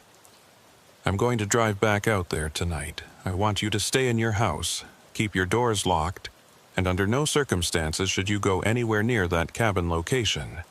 Do you understand me?" I told him I understood, but I'm not sure I really did. An invitation to what? A deadline for what purpose? None of this made any rational sense, but at this point I'd moved far beyond expecting things to make sense. I just wanted this to stop. Wanted to wake up and find out this had all been an elaborate stress dream, brought on by too many double shifts and not enough sleep. My wife came home about an hour later and immediately noticed something was wrong. I'd never been good at hiding my emotions from her, and apparently I looked as disturbed as I felt. She asked what had happened, and for the first time I told her the truth. All of it. The cabin that appeared and disappeared, the permits with their cryptic messages, the fact that one had now shown up with my name on it, dated for tomorrow. I expected her to think I was having some kind of breakdown, but instead she just listened quietly and then held my hand across the kitchen table. She said she believed me, that she could see in my eyes that what I was describing was real, at least real in my experience of it. She asked what I was going to do, and I told her honestly that I didn't know. Ezra had warned me to stay away from the cabin location, to stay home and safe. But part of me, the part that had become a border specialist because I couldn't leave mysteries unsolved, that part was insisting I needed to go back. That whatever this was, it wouldn't stop until I confronted it directly. We talked for hours, discussing options and possibilities. She wanted me to take leave from work, to maybe go stay with her sister in Edmonton until this whole situation resolved itself somehow. I considered it seriously, but something told me that running wouldn't help. If this phenomenon could find me at my home, could deliver a permit to my front porch, then geographic distance probably wouldn't matter. Whatever was happening, I was involved in it now whether I wanted to be or not. I managed to sleep a few hours that night, though my dreams were fragmented and disturbing. I kept seeing that cabin, kept walking toward it through endless snow, kept finding permits with my name written in that precise handwriting. And in the dreams, there was always someone or something just out of sight, watching me, waiting for something I couldn't identify. I woke just before dawn to find my phone buzzing with an incoming call. It was Ezra, and his voice was tight with urgency. He said the monitoring equipment we'd installed near the cabin location had triggered during the night. The thermal sensors had detected a heat signature, and the motion-activated cameras had captured footage. He was at the station now reviewing it, and he needed me to come look at what they'd recorded. I told him I'd be there in 30 minutes, got dressed quickly, and left before my wife woke up. I didn't want her to worry more than she already was, didn't want her to try to stop me from going. The roads were clear, and I made good time, arriving at the station just as the sun was starting to rise and paint the eastern sky in shades of orange and pink. Ezra had everything set up on the main monitors in the operations room. He started the footage without preamble, and what I saw made my mouth go dry. The cameras had captured the cabin appearing, but not the way a normal building would appear. It didn't fade in gradually or materialize slowly. One frame showed empty forest, and the next frame showed the cabin fully present, as if someone had simply edited it into the scene. Smoke was rising from the chimney, and the same faint glow was visible through the window. The footage ran for about 40 minutes, showing the cabin sitting there in the darkness, completely static. Then, at timestamp 0347, something changed. The door opened. Not quickly, not violently, just a slow, steady opening as if someone inside was deliberately inviting observation. The camera angle didn't allow us to see what was inside, but we could see light spilling out from the doorway, brighter than the faint glow from the window. The door stayed open for approximately 30 seconds. Then it closed with the same deliberate slowness, and exactly 2 minutes later, the cabin simply vanished. Same as its appearance, there was no gradual fading. One frame showed it present, the next frame showed empty forest, as if it had never been there at all. Ezra replayed the footage several times, and we both studied it in silence. Finally, I asked him what he thought it meant, the door opening like that. He shook his head slowly and said he'd seen similar behavior in previous manifestations, but the pattern wasn't consistent enough to draw definite conclusions. Sometimes the structures would open doors or windows. Sometimes they'd show movement inside. Sometimes they'd remain completely static. The only consistent element was that they always appeared to be waiting for something or someone. "Rennick," he said, turning to look at me directly, "I think this phenomenon, whatever it is, wants you to enter that cabin. The permit on your porch wasn't just a warning or prediction. It was an invitation, that door opening, that was meant to show you that entry is possible, that you're expected." I asked him what would happen if I accepted that invitation, if I actually went to the cabin when it manifested again and walked through that open door. His expression was grave as he replied that he honestly didn't know. None of the previous cases they'd documented had involved someone actually entering one of these structures. Most people who encountered them were smart enough to stay away, to report what they'd seen, and then let the proper authorities investigate. But I was being singled out, called to in a way that hadn't been documented before. We discussed the situation from every angle we could think of. The option of doing nothing, just ignoring the invitation and hoping the phenomena would eventually stop. The option of trying to set up more extensive monitoring and study the manifestations from a safe distance. And the option that both terrified and compelled me, which was to actually go to the cabin the next time it appeared and see what it wanted, what it was trying to communicate. Ezra made it clear he couldn't officially recommend that I put myself at risk by entering the structure. But he also said, speaking off the record, that sometimes the only way to resolve these kinds of situations was direct confrontation. To face the unknown directly and demand answers rather than hiding from it. I spent the rest of that day in a state of tense anticipation, waiting for something to happen. The monitoring equipment remained active, constantly scanning that location for any thermal signature or movement. I stayed at the station with Ezra and Bria, all of us watching the feeds, drinking too much coffee, and trying to make sense of something that seemed designed to resist rational understanding. As evening approached and the sun started setting, the thermal sensors triggered again. The cabin was back, appearing in that same instantaneous way, smoke rising from its chimney into the darkening sky. Ezra looked at me and asked if I was certain about what I was planning to do. I told him I wasn't certain about anything anymore, but I knew I couldn't just keep waiting and wondering. I had to know what this was about, what it wanted from me. We drove out to the location together, Ezra insisting on accompanying me despite my protests. The cabin was exactly where it had been before, looking identical to my previous encounter.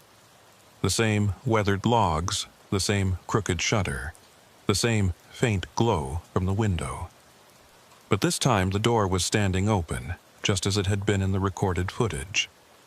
Light spilled out from the interior, warm and inviting in a way that felt deeply wrong, given everything I knew. I got out of the vehicle and stood there looking at that open doorway, every survival instinct screaming at me to get back in the truck and drive away. But I'd come too far, learned too much to turn back now.